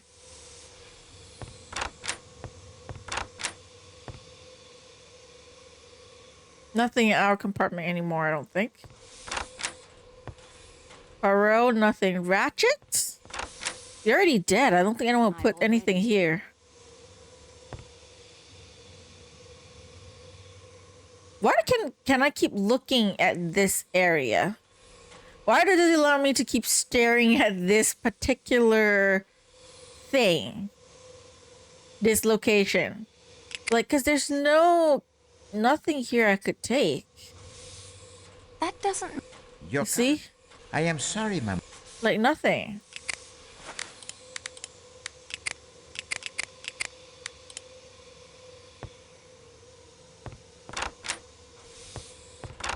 Nothing else. Nothing else?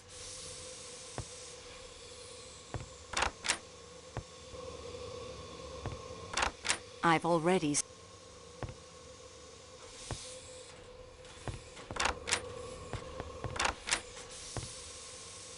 I won't find... I think all the characters are at the restaurant car or the salon car. So you won't see them in any other compartments. I won't find... But he did say to tell me to look at everything, so I'm just looking at everything.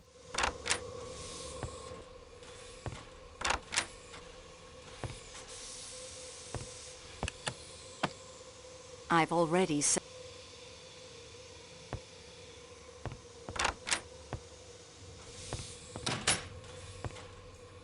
All right. Still nothing.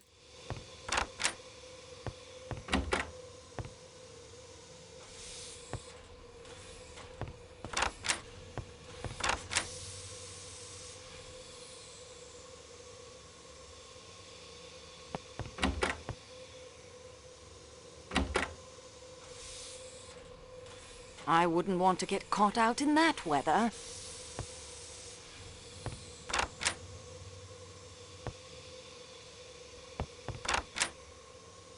I've already... Yeah, I've searched through all the stuff. I don't have anything to search through.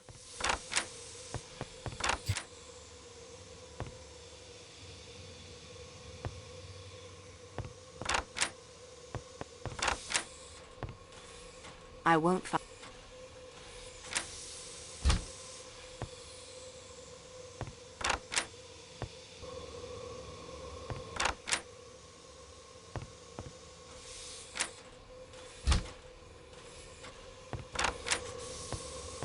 Okay, doctor's gone. I can still only just look at the coat and not the pockets. But nothing else. Nothing there. I've already... I can't look at his, like, luggage.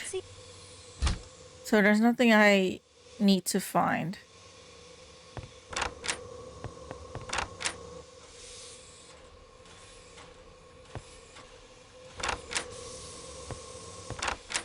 Mateo's room with nothing. I see nothing.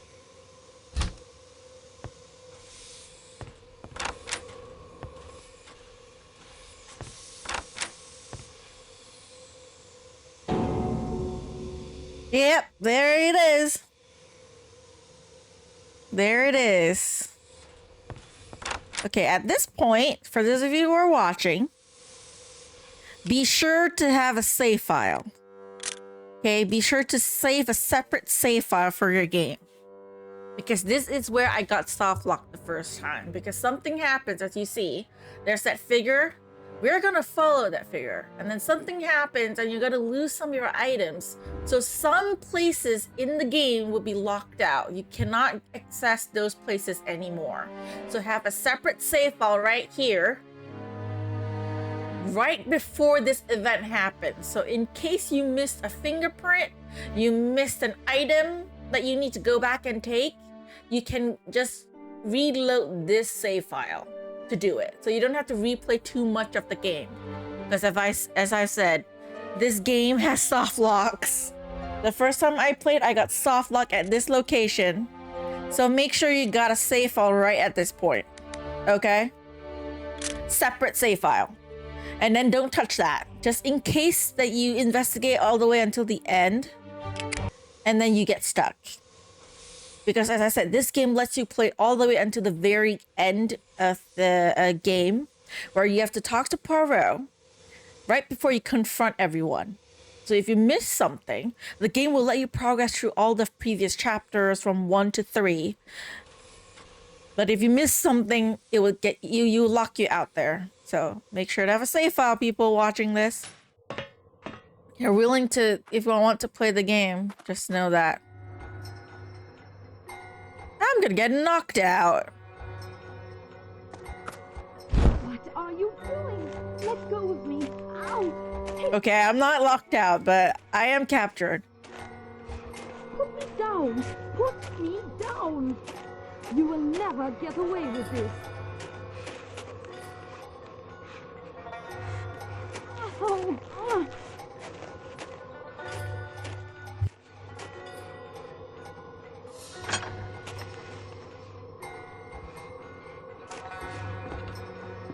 Ow!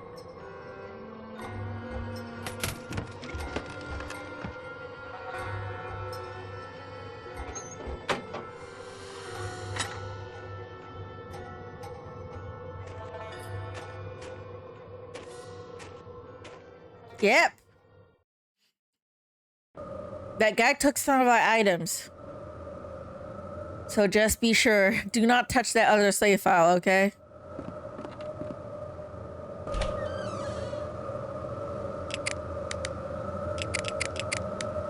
You should have left some items for me, thank you very much. An antique... You don't antique stove me. Princess Dragomirov's parasol. Of all things.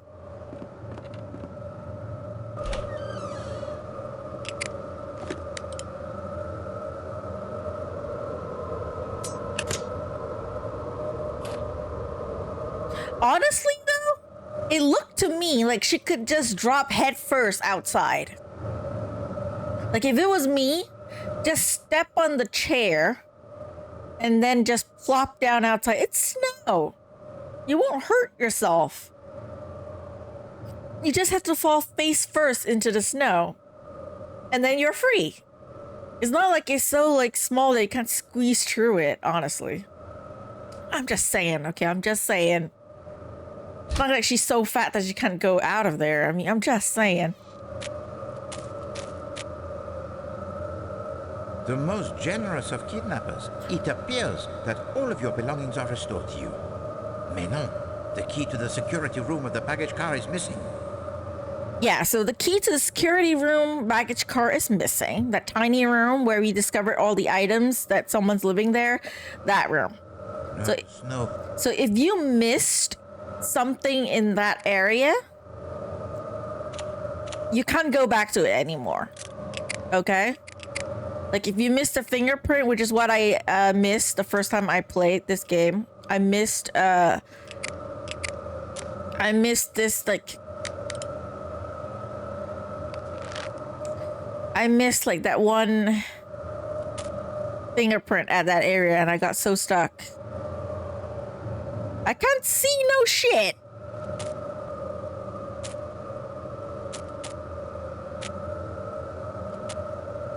It's a big ass storm, man. Oh, thankfully I made it back. Okay. Let's go talk to people. If I can find them, anyways.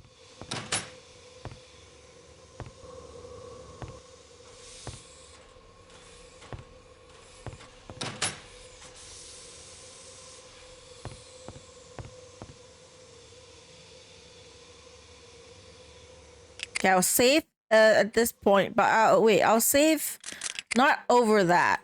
I'll save here, the first one. Because that's way too far back. I don't think I need it.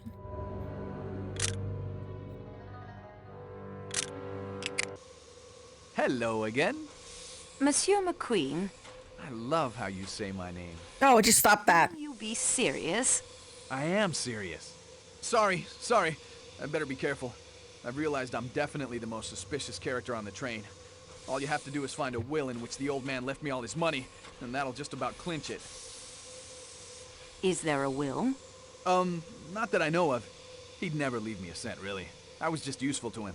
Languages and so on. I'm no linguist, but I can get by in German and Italian and French. Ah, stop it. You told me you knew Sonia Armstrong.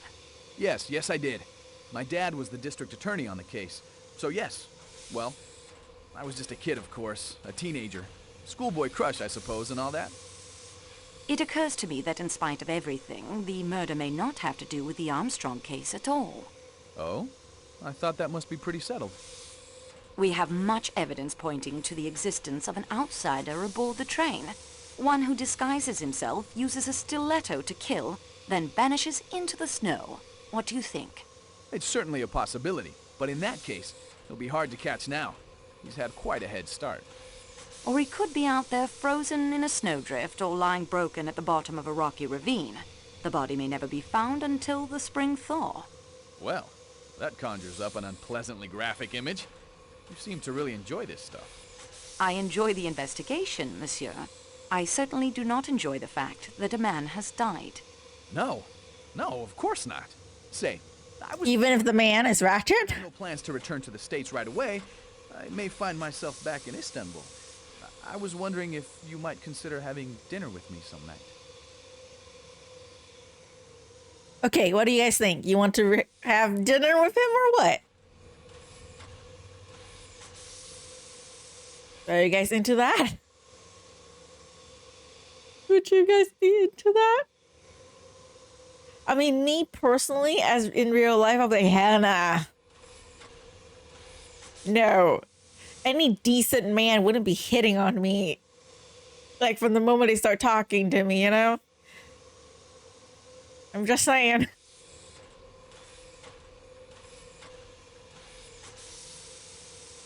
Which one sounds more polite, though?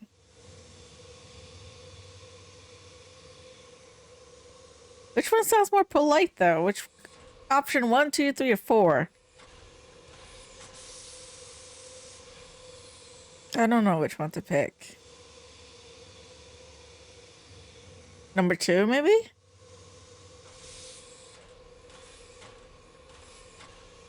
Number 4?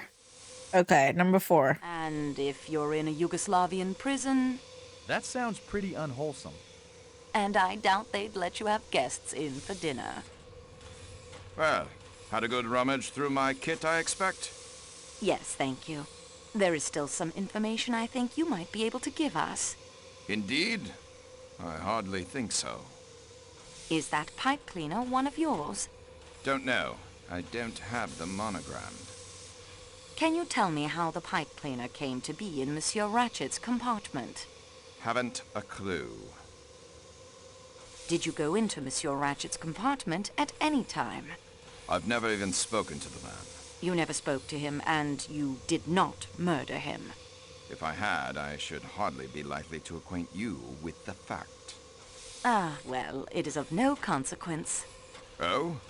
Monsieur Poirot has told me he can think of 11 excellent explanations of its presence. Not now, when it's all over, when it's behind us. Is that a quote? Mademoiselle Debenham said those words to you at Sakeki Station in Istanbul. Tell me to what those words referred. Why don't you ask Miss Debenham? I will. You have nothing whatever against her. I'm sorry, but you're wrong. We know that Mademoiselle Debenham was governess in the Armstrong household at the time... When did we discover that? The devil, you say? When did we discover that? Who told you she was... I mean... Like, sure, if you link it together, I mean, yourself, yeah, but we don't have evidence pointing to that at this point. How in the world? Where did that come from? If Mademoiselle Debenham is innocent, why did she conceal the fact? I have no idea, but your suspicions are utter rot. Why did Mademoiselle Debenham tell me she had never been to America? You better ask her. I still think you are wrong. You're making a serious mistake. I think it is you, Colonel, who have made the mistake. Okay, I'm sorry. Like, where in the world did that come from? Like, I'll be honest here. I love this game, don't get me wrong. But we had no evidence up at this point that proves that she was in America and was a governess of the Armstrong family. And it's not like it's modern day where you can just give a call to the police office and have them check for you or anything. There's no evidence at this point that we have on hand that tells us she was a governess. Like, you can say that Poirot and you came up with the assumption that she was. Like, it's easy to sort of link it together since pretty much everyone somehow is connected to the Armstrong case at this point, but where in the world did she come up with? Oh, we have evidence and we know that she is. How do we know? Like, it came out of nowhere. And she said it like so matter-of-factly. Like, I don't know. Is she acting that way? She's trying to like purposely trick the guests into like saying something, and telling us more information or what? Because she clearly don't have any. And this is from Osen. Wait, here.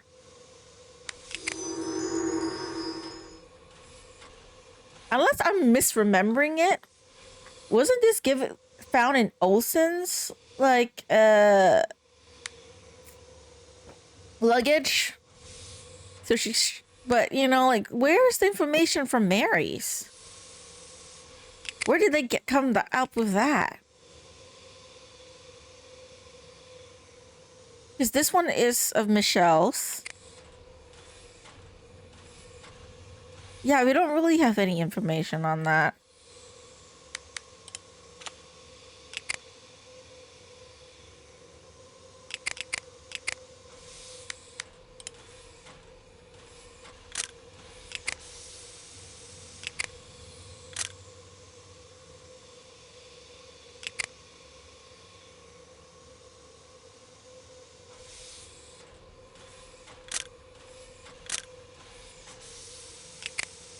Barnaby Dispatch, nothing.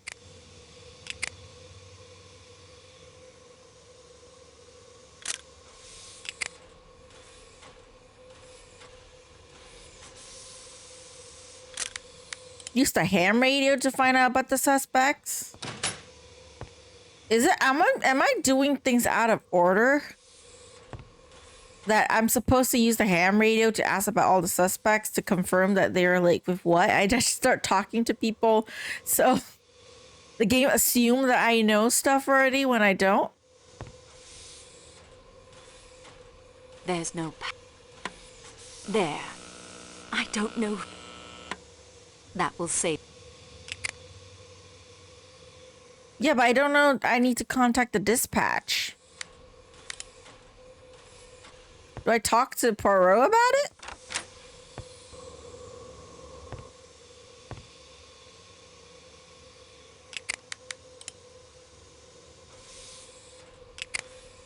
Yeah, so we'll just question the people.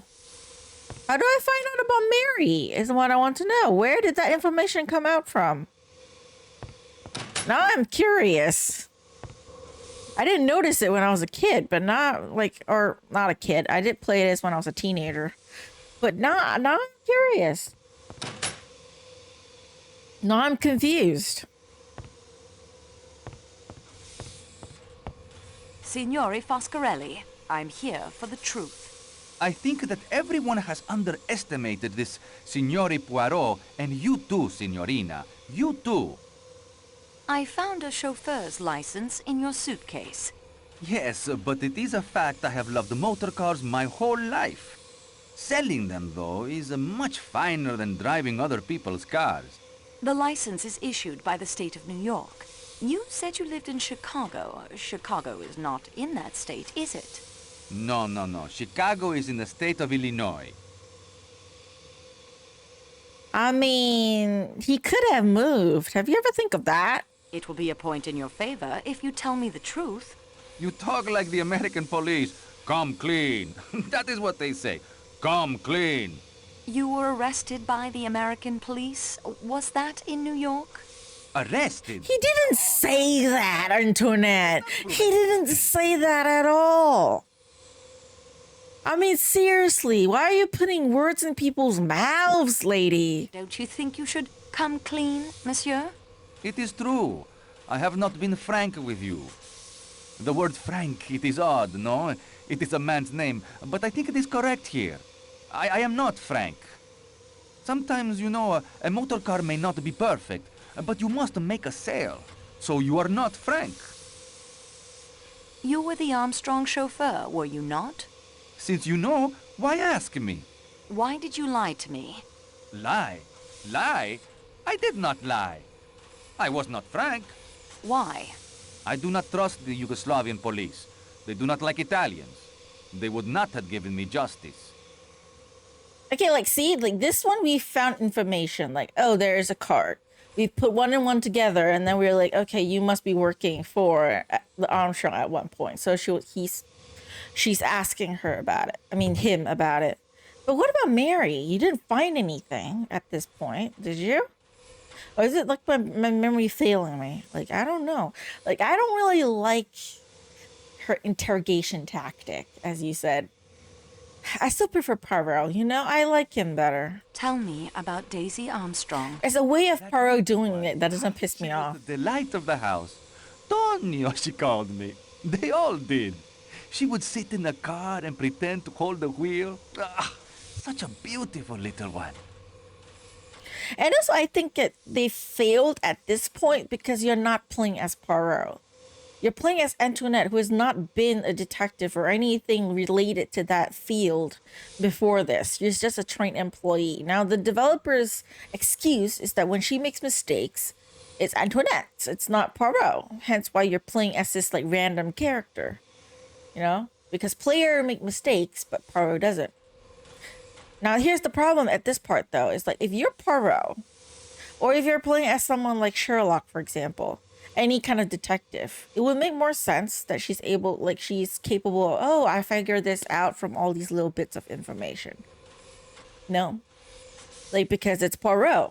And it, like, if they had the gray cells thing, you know, like in the modern, like, Agatha Christie games where you can link, like, the gray cells together, like, sort of figure things out. You know, and Poirot comes to a conclusion, you're like, ah, yes. So the player sees it. Like, how did Poirot come to the conclusion? We thought of it together with the gray cells thing. You don't have that in this game though. So like a lot of these things, like, you know, like it just seemed to come out of nowhere for her. Because at this point, we have not used the ham radio to contact anybody. You know?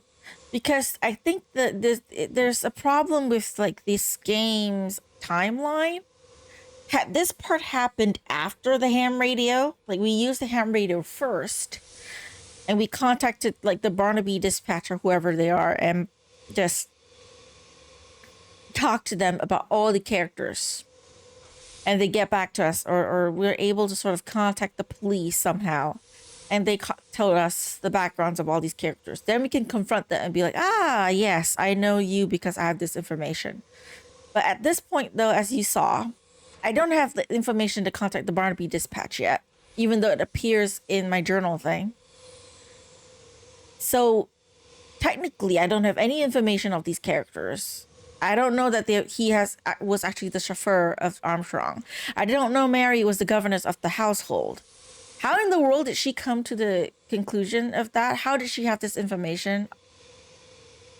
Just off the back of her head or something? Like, she talks like she has evidence of all these things, but she doesn't. And I know you could be like trying an interrogation tactic to trick them into talking and stuff, but it comes off across as like really bad, you know? Because you don't have all this information, you're pretty much like assuming things. You don't have sort of a lot of these evidence to back you up at this point. Part adapting a well-known mystery, they try to put spin to keep it fresh. I know, but they kind of failed in how they do it at this part. Before this part, though, it's fine, but you're playing as this character who, up until this point, wasn't the smartest character. I mean, sure, they tried to make it this like, oh, she loves mystery and crime, so she knows a lot about it, but she wasn't a detective before this, you know? And she hasn't shown signs of like being all that like smart and putting things together and whatnot. Like, I don't know, man. It's a bit rough here. Frank, about your movements last night? I had nothing to do with that business. It was not I who killed that big Ratchet.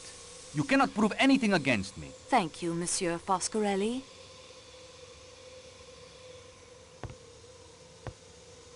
And then after accusing those, oh my, thank you. It's like so fake. Like, I mean, why? You're pretending to be polite for what?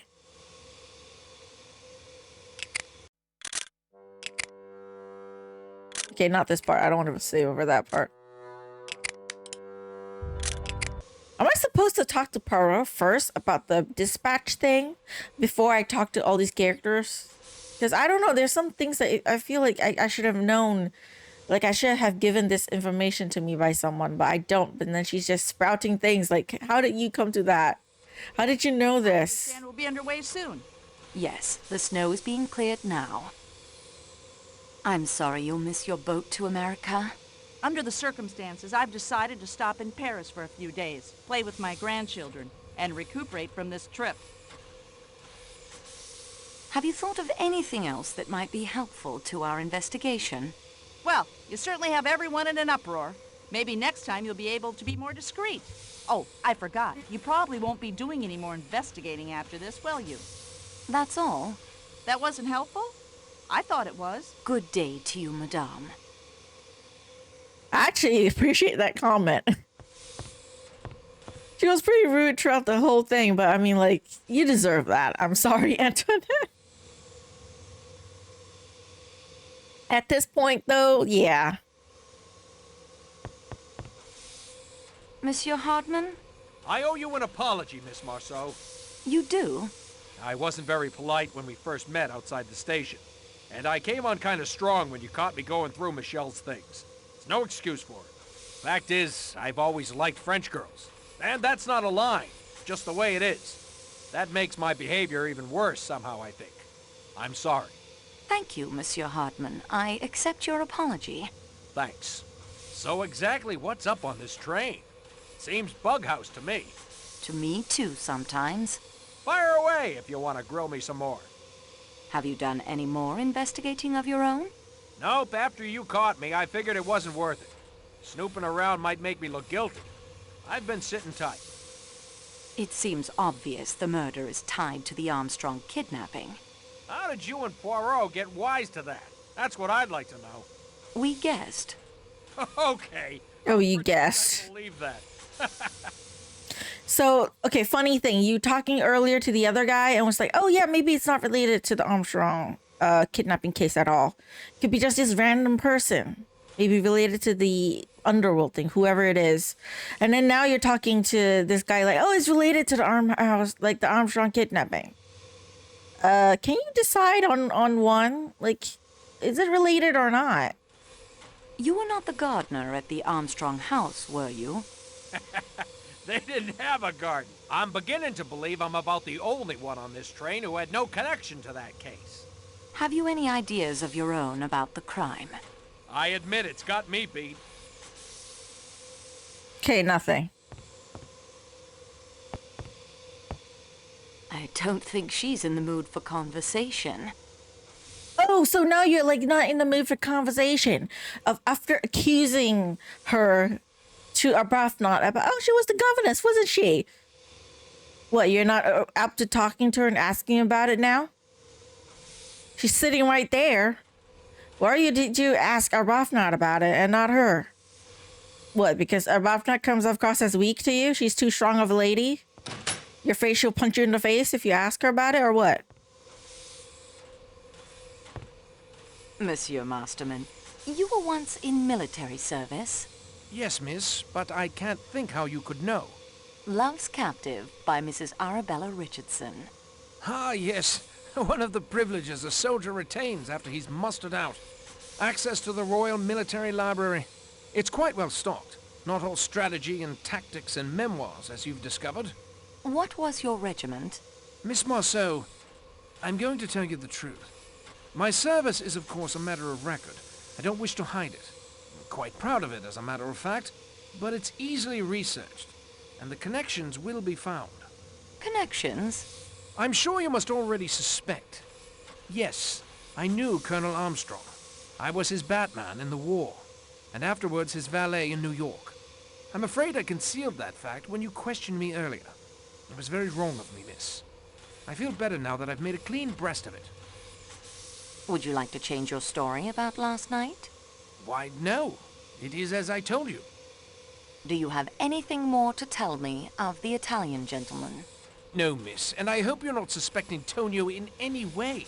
Tonio wouldn't hurt a fly, and I can state positively that he never left our compartment all last night. Tonio may be a foreigner, miss, but he's a very gentle creature, really. Not like those nasty, murdering mafiosi one reads about. Technically, I'm sure pretty much everyone on this train is a foreigner, with the exception of this lady, maybe. But actually, she's also a foreigner because she's French. We started in Istanbul, Turkey, so we're not really in Paris. So pretty much everyone's not local. So I don't know why they keep saying foreigner. You seem to know I'm just saying. Better than you led me to believe. Well, yes, we work together. He hasn't told you yet. I thought he had. That's why I... Oh, dear. I think I have nothing more to say. Au revoir, monsieur.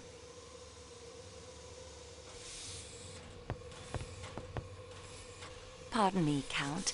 I still have one or two matters I would like to discuss. Then please, do so. Did you notice the grease spot on your passport? See it just at the beginning of your wife's first name? These things happen when traveling. Have you remembered anything about last night that might help us? Nothing. Merci, Monsieur le Comte. Countess, I'm sorry to bother you again, but I wonder if I might have another word with you. Certainly. Do you remember when I showed you this handkerchief? Handmade, embroidered in Paris, and of course, the letter H. 3 ladies aboard have the letter H in their names. But Madame Hubbard considers such a handkerchief useless. Mademoiselle Debenham's middle name is Hermione, but her handkerchiefs are dainty linen, not expensive. Hildegard Schmidt is a lady's maid, not a lady. Why are you telling me this? Why can't you just get straight to the point? And Princess Dragomirov, but her first name is Natalia. It isn't my handkerchief. There is a wet luggage label on your suitcase. Oh? Pulling it back, I found the initials HMK. Well, that is fascinating, isn't it? You told me you have never been to America. I've never been to America. When you say you've never been to America, you say it with an American accent.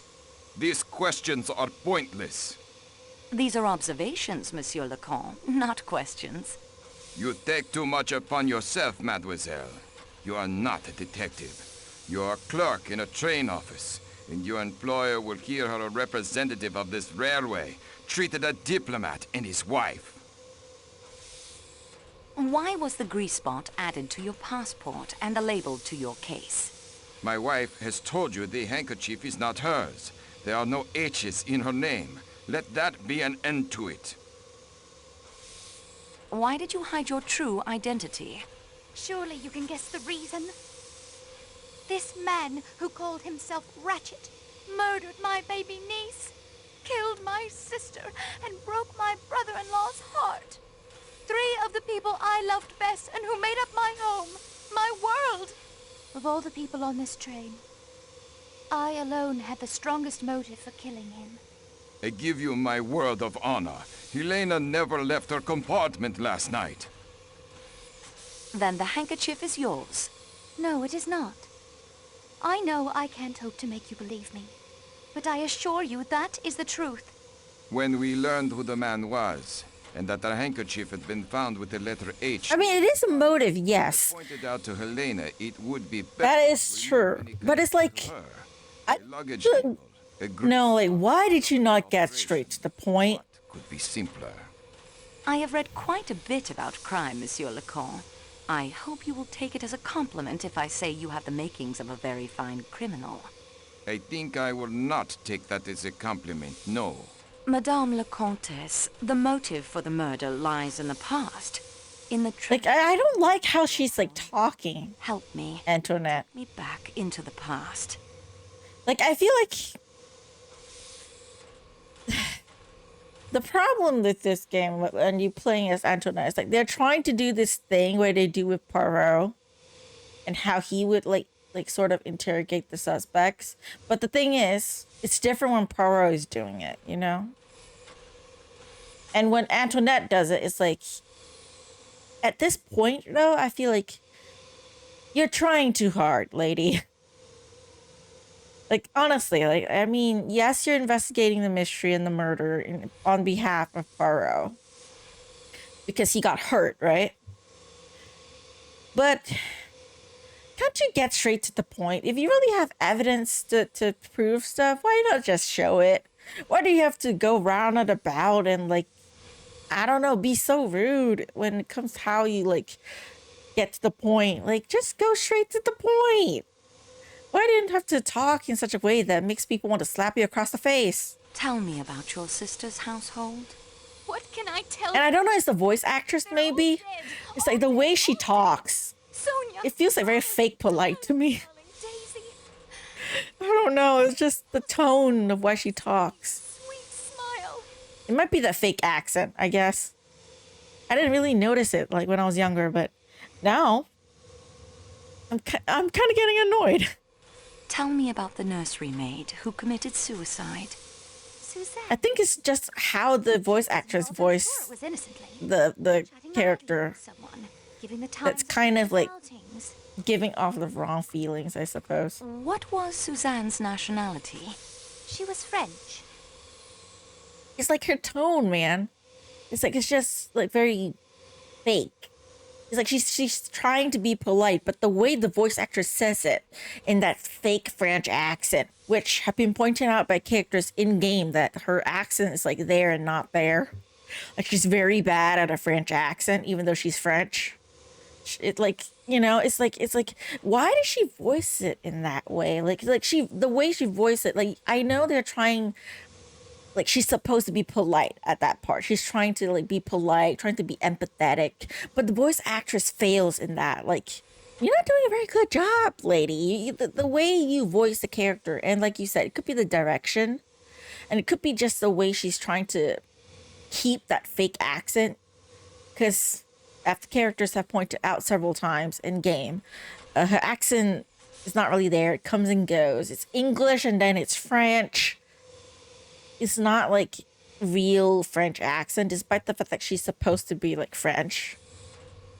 You know, and to keep up with that tone, the way she says things is a bit off. It's not natural sounding. So to me, it comes across as you're trying to be fake polite. Like, you know, the question you're asking is gonna upset someone, but you say it in a way like, "Oh, I'm polite. I'm nice. I know my words is gonna upset you, and but I'm nice." You know, it's like that. It has that vibe where, you know, like it makes you want to slap the person across the face. Like, I'd rather you be a bitch to me. Okay, be like Sherlock Holmes or something. You know, just get straight to the point. Or even Nancy Drew.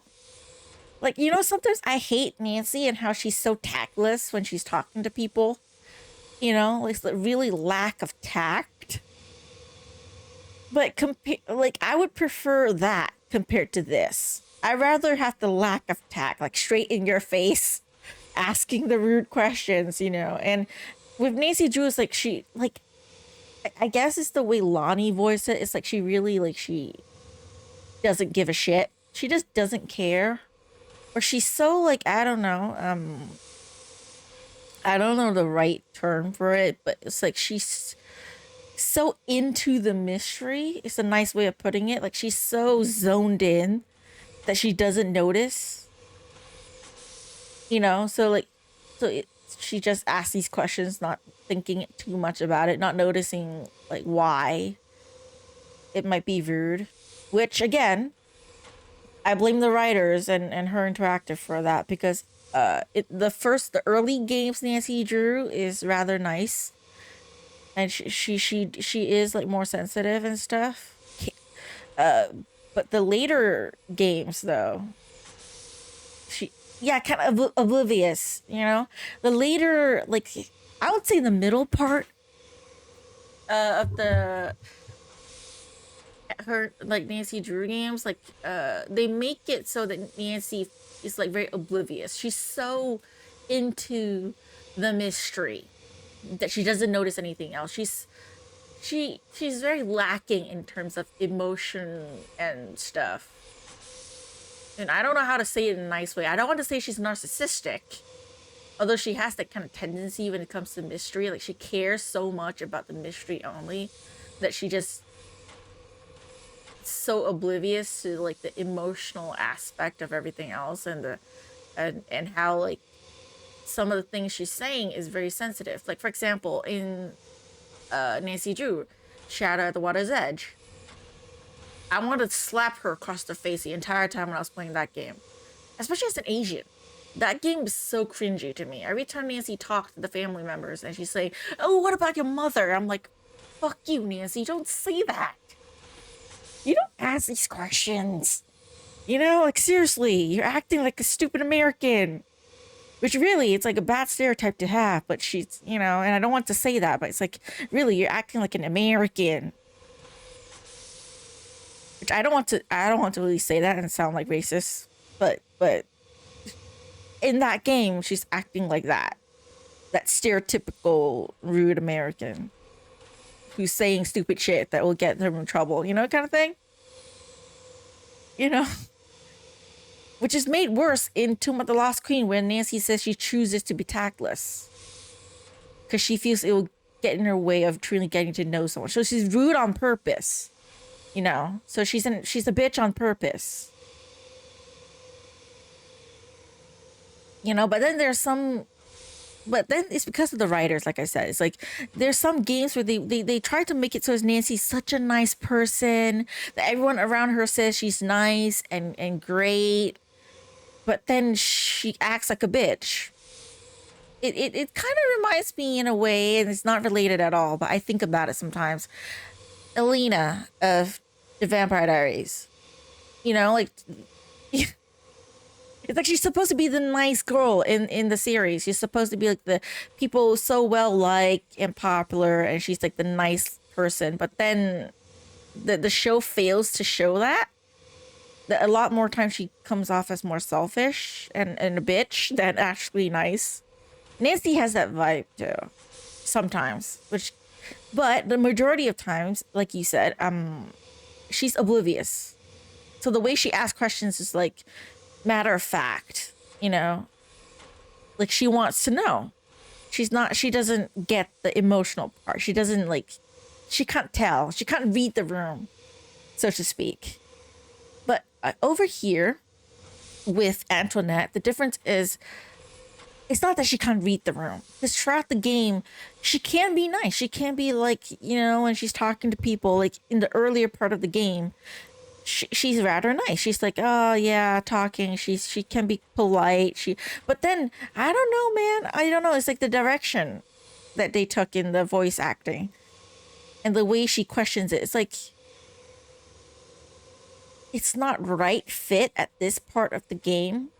And like I said, like since I played Evil Under the Sun, you know, and obviously we've seen Poirot in that game, like Hastings Poirot in that game, where he can't confront people, and the way he does it, like, yeah, he's straight to the point. He can ask the questions but not come off as rude or anything, you know. There's something about the way Poirot does it, but not her. Somehow, like, I don't know, like the way she says things, like her voice, it's getting to me. What was Suzanne's last name? It's like I want to slap her on behalf of these characters. Was Suzanne. Was there a nurse? Yes, a trained hospital nurse. New daughter was her name. Did you have a tutor or governess, perhaps? Yes, she was a dragon. English, rather Scots. A big red-haired woman. What was her name? Miss Freebody, if you can believe it. How old was she? She seemed frightfully old to me at the time, but I suppose she couldn't have been more than 40. I know you were only a child at the time, and that the passage of years changes a person, but have you seen anyone on this train who reminds you of any of those people? No, mademoiselle. It's like, yeah, it's just the way she says things that is like getting to me, I guess. Is it a doctor? It's a doctor. I thought it was Poirot at one point, but I was like, nope, Poirot's not bold yet. Okay, let me save again. Dr. Constantine? I thought you had forgotten about me. You have further need of my expert advice? I'd like to talk to you about that, yes. Good.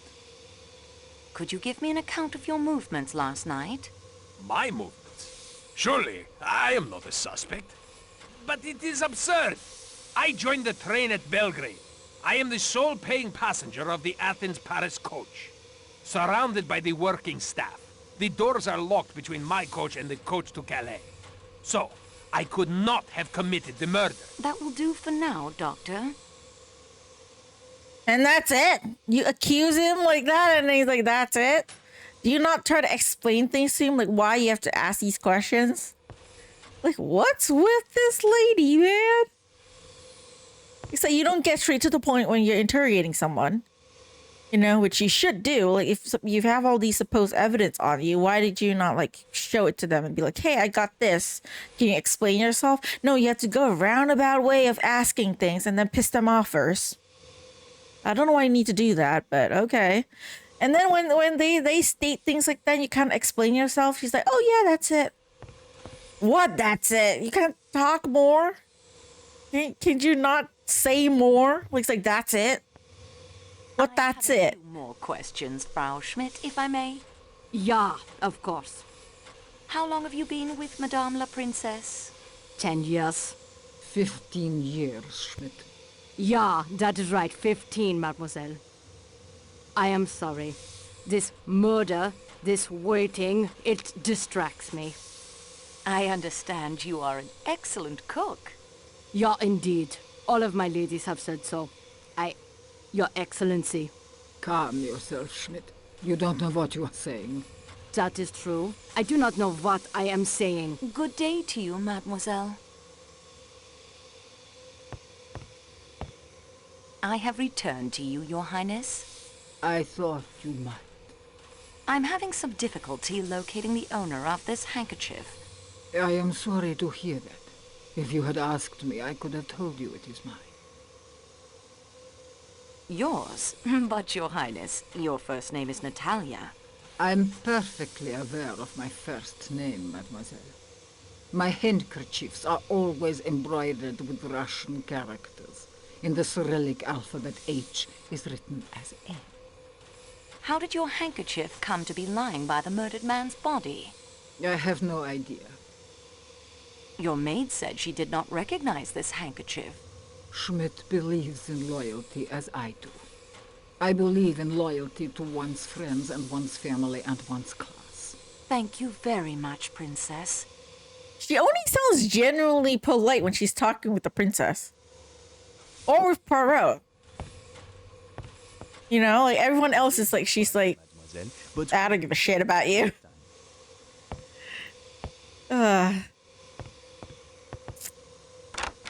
Definitely a product of his time, man. It's yeah. It's times like this where I feel like I want to, where's the chef, man? I thought I could find him here, but he's not here. But yeah, it's like times like this where I'm like, can I play as Poirot? This is one of my favorite game, you know, actually, of all the ones made by Adventure Company is Evil Under the Sun.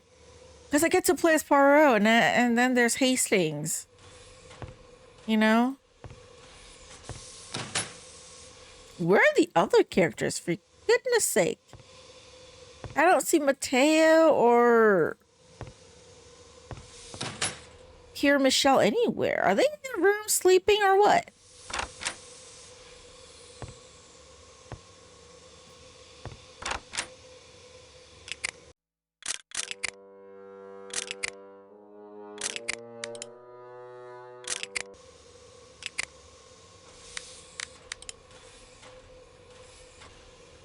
Find the owner? Okay. Okay, can I ask Poirot about the ham radio? Do you know the dispatch thing? Monsieur Poirot. Can I talk to you about the radio? Because I really do need to talk to you about the radio. I want to know what to do with it.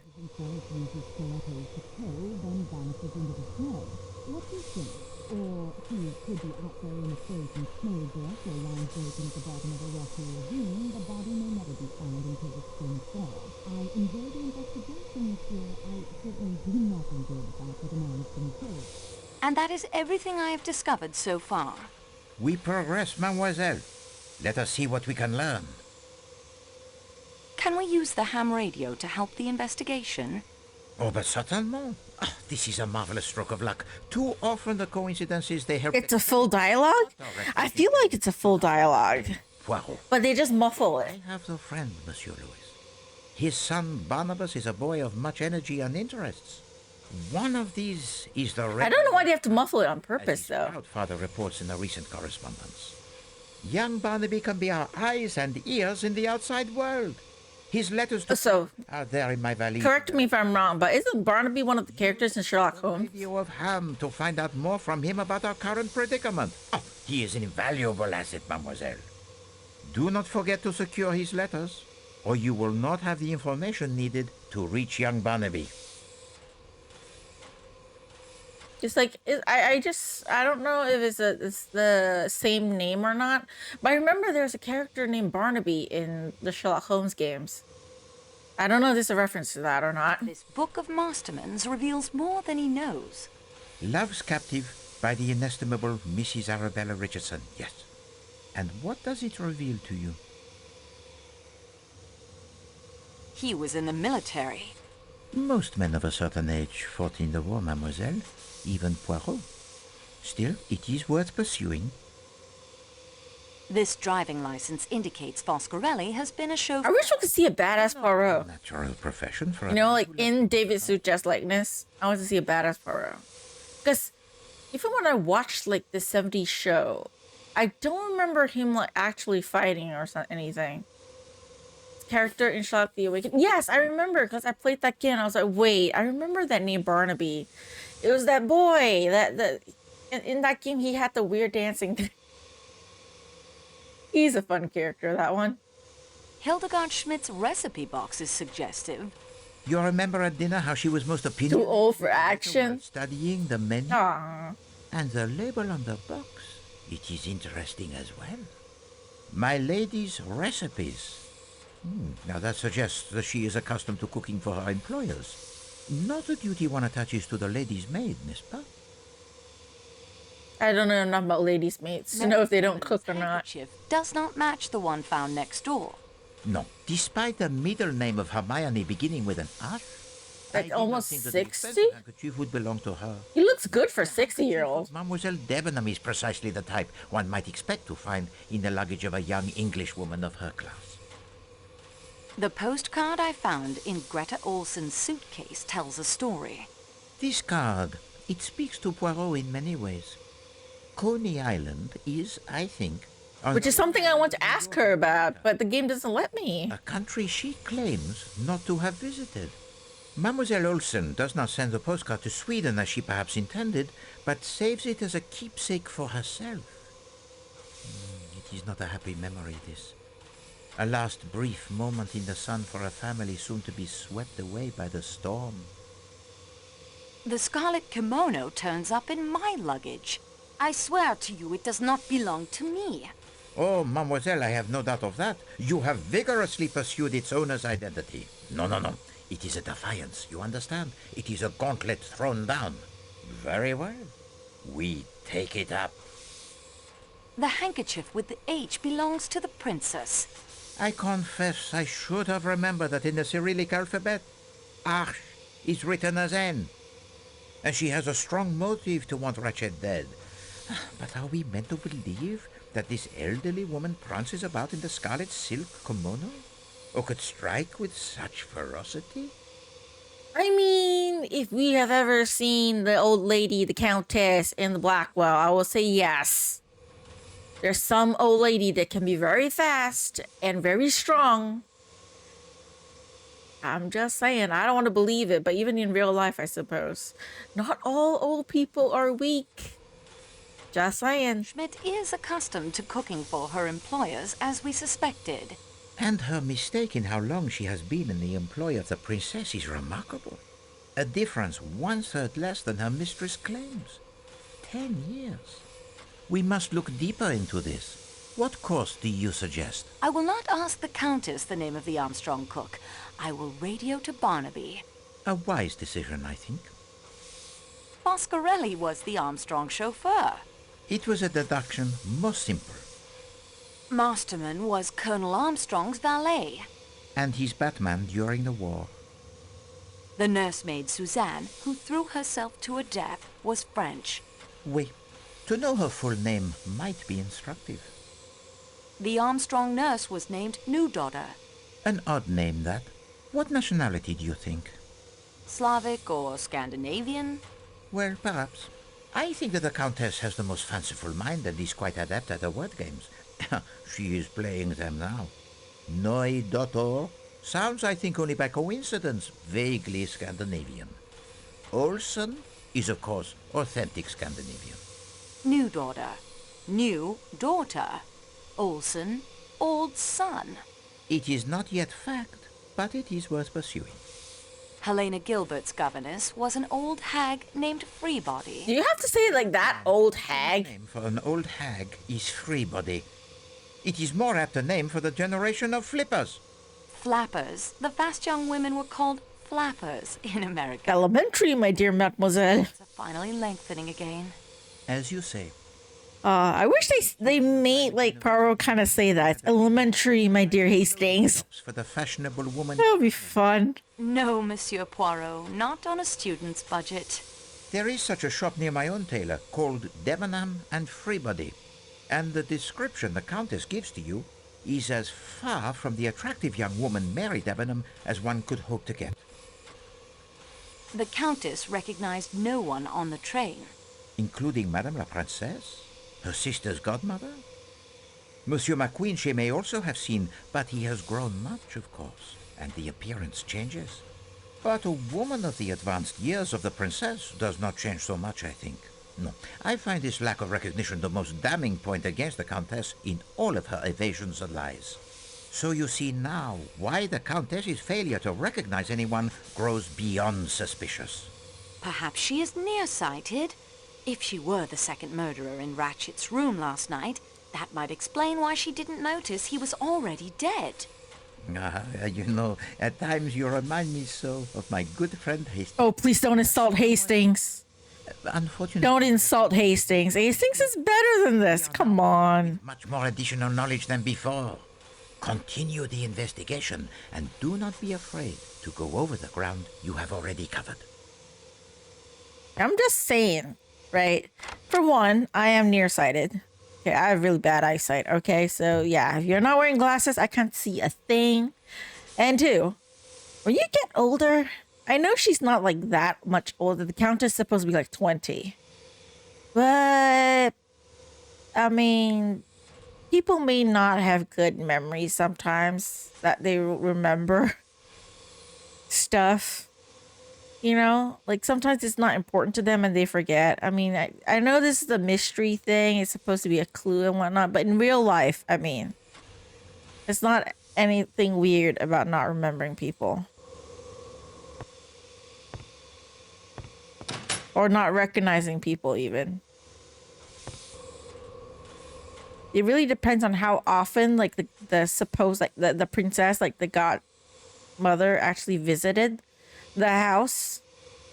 Because I have family members, you know, like, from my, dad's side and, you know, my grandmother's side that I don't see often. Like, we saw them a few times as a kid, but I don't remember them really all that much at all. Like, honest to God, like if I were to be walking down the street, I could walk past them and not recognize them. Despite having seen them a few times because we're not close or anything. You know, I don't talk to them as often. You know, we never really met up or anything. So really, if I, you know, realistic standpoint, okay, I won't recognize them. Whether they or not they remember me is another point. But as a kid though, you know, and I wasn't all that super young, I think. I mean, I was young, but not really. I don't remember their face. I could have seen them once or twice, like, you know, like we visited sometime. No. Honestly, like, especially like, okay, there, like my dads have a few relatives I have not really met before. Or I've met them, but I'm super young. Okay, so I don't recognize them at all. And on my grandmother's side, we had relatives. When we were younger, I remember we did go a few times when I was quite young, during Chinese New Year or some special event where there's a lot of people gathered around. But I'm such an introvert ever since I was a kid. I'm not the type of kid to socialize, you know? So like the adults would be socializing, right? They would be talking to one another and stuff. But I'm a kid. I just sat at the side with my mom and my sister. We didn't really socialize or talk to the relatives because we are not close to them. I mean, yeah, we're related through my grandmother, but it's not like we meet up every week and talk and chill and chat or no. We don't really know them. I mean, my sister might remember them more than me though, because she was older than me. So I was pretty young. And they have said the Countess, in relation to this game, that the Countess was a kid. So she was quite young back then. And then the accident happened, right? The whole kidnapping case with Daisy Armstrong. So is it that surprising that she doesn't remember? At least in context to me, I don't remember those people. Like, not really. Even though I've seen them maybe a few times as a kid. Because I went over to the house. It was like New Year's or something. They could have even given me like red packets, you know, with money at one point. But I don't remember them. Like I said, I don't see them as often. So the context here being, how often did the princess visit the goddaughter? How often was she at the house? If she only went like once, twice, maybe a few times, is it all that surprising that the girl don't remember her? It is an older lady. It's not her godmother or anything like that, you know? If she didn't hang out with the princess all the time, you know? Because she's a kid, mind you. Like, most normal kids won't want to hang out with, like, the older folks. They would hang out with people of their own age, right? Not to say that there are no kids or young people hang out with older people, okay? I'm just saying, normally, you don't really hang out with them all that much. Really depends on personality, of course, but I'm just saying, possibility that she don't recognize them may not be all that weird. Like, I know this is a mystery, okay? So it's like they're making it so that she don't remember them. She's suspicious. There's something there. I mean, I know what they're trying to do, but realistically, especially now as an adult, I'm like, is it all that surprising that they don't remember? I don't remember. Like I said, and I even have relatives that maybe I've met a few times. They moved overseas, you know, living in Thailand or whatnot. We even lost contact already now that like the grandparents are all like gone. Don't remember them. Like seriously, they could walk past me on the streets and I won't remember them. I won't recognize them. I won't know that they're part of family. Honestly. Because I was young and then we were close. We met him a few times, but I don't remember. And it's been a couple years. There are more things in my brain I have to remember than relatives that I'm not close to. I'm just saying. So just in context of the Countess not remembering. Like, I know she's supposed to be suspicious looking because, she doesn't remember meeting her. She's supposed to, but I don't know. I'm just saying. Okay, wait. I walked past the room. Okay, let me talk to Barnaby first. There, the radio is ready to be used. I don't know who... Contact Barnaby! That will save... They already said contact Barnaby. How do you not know who to contact? Did Poirot not tell you to contact Barnaby? Why do you keep saying that you don't know who to contact? Hello? Am I supposed to get what? The information for Barnaby from like Poirot or what?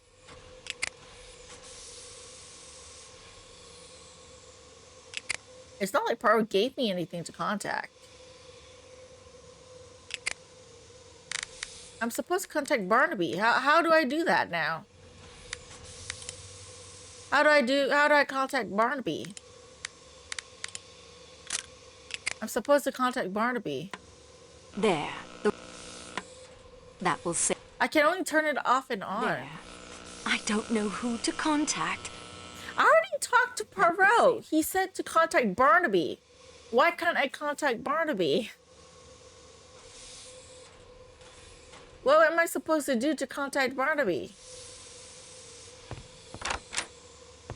Am I supposed to get that information from Poirot?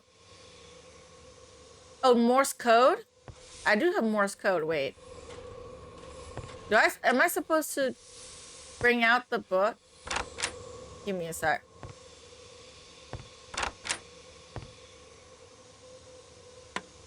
There. Morse code. Where's that book? That doesn't... Oh. Sorry. That will say... Did I not read the book yet? I thought I did. Wait. I can't read it. How do I open it? Why can't I open it? I can't open it. How do I read it? How do I... What? How do I do this? How do I use this? I can't read the book. There's nothing... I don't think that... Why is it inappropriate?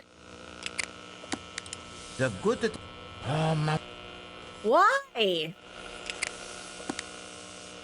Mirpa. That isn't... I don't think... I don't understand. This game is so fucking weird now, I swear. I might still like it, but man, the more I notice of all these like little shits things that is making me pissed. I swear, man. Okay, Poirot, can you tell me the Barnaby contact, please? Continue the No, nothing. Continue the investigation. I want to talk to damn Barnaby. But no, I don't have it yet. Oh my good grief. Any documents? I got Poirot instructions, but... Do you get letter from Poirot letter? Not really. I don't have any letter. Need to head to bed. Good night. It's true. Yes, go to bed. I'm gonna end soon, actually, as well. It probably should end soon. It's like 1:05 a.m. So yeah, I don't have that letter yet. Poirot doesn't give me the letter. He's like, contact Barnaby, and then no letter. I guess I have to wait. I guess I'm supposed to have to wait, I think. Or maybe talk to people before I can get to that point of the game. Check his suitcase. Okay, let me check the suitcase. Oh wait, not Ratchet, not Ratchet. I meant Poirot. Ah! Now I'd better put Monsieur Poirot's clothes back exactly as I found them. Sorry, I missed that. Okay, thank you, Poirot. Alright, let me read that document first before anything. Letter from Poirot's friend. My dear Poirot, I hope this note finds you well, and I trust your investigations in Turkey are proceeding satisfactorily. Sorry. For myself, I'm sorry to report that negotiations with the Argentinian delegation are not advancing as we had hoped. There's much reluctance on the part of the chief delegate, Senor Constrovo, that no one seems to understand. There is mystery here, my friend. If our trade relations with South America are to remain intact, the truth must be uncovered. Therefore, I beg of you, my friend, as soon as your work in Turkey is done, to return to England, take up this matter. Much depends on our concluding this delicate negotiations satisfactorily and with as much dispatch as possible. In your last letter, you kindly asked after my son Barnabas, who you met at Christmas. A young man with enthusiasm for crime and all things electrical. Poirot, he has become a ham. I see the look of bewilderment you're directing at me even across all the miles that separate us. I don't mean the tie meat from a hog, and no, he has not run off and joined an acting troupe at the age of 17. He's a ham radio operator, has call letters and everything. 2 and 2 THR. He tells me, Father, I need a chap. A chap needs those if he wants to transmit directly to me. The equipment was rather expensive, but it apparently toppled, as he says. Quite powerful. Tells me he exchanged messages with some fellow in Finland a few nights ago. At least he thinks it was Finland. His Morse code isn't quite up to snuff yet. Still, it was very exciting. I look forward to your return. England needs her adopted son to solve this perplexing mystery of the Argentinian trade delegate. Yours, Louis. I think that's how you pronounce the name, Louis. But it is getting late. It is like 1:08 a.m. now. I probably should end the stream. I mean, my stream has been on for about 3 hours, although I've been technically streaming for about 2 hours and 48 minutes or so at this point. And my throat started getting sore. So I probably should like end here for tonight. I'm thinking. Should I continue stream to later on in the day, like to finish the game? Forget how close I am to the end. But you know what? For those of you watching on YouTube, thank y'all so much for watching. I'll see you in the next video. Until then, take care.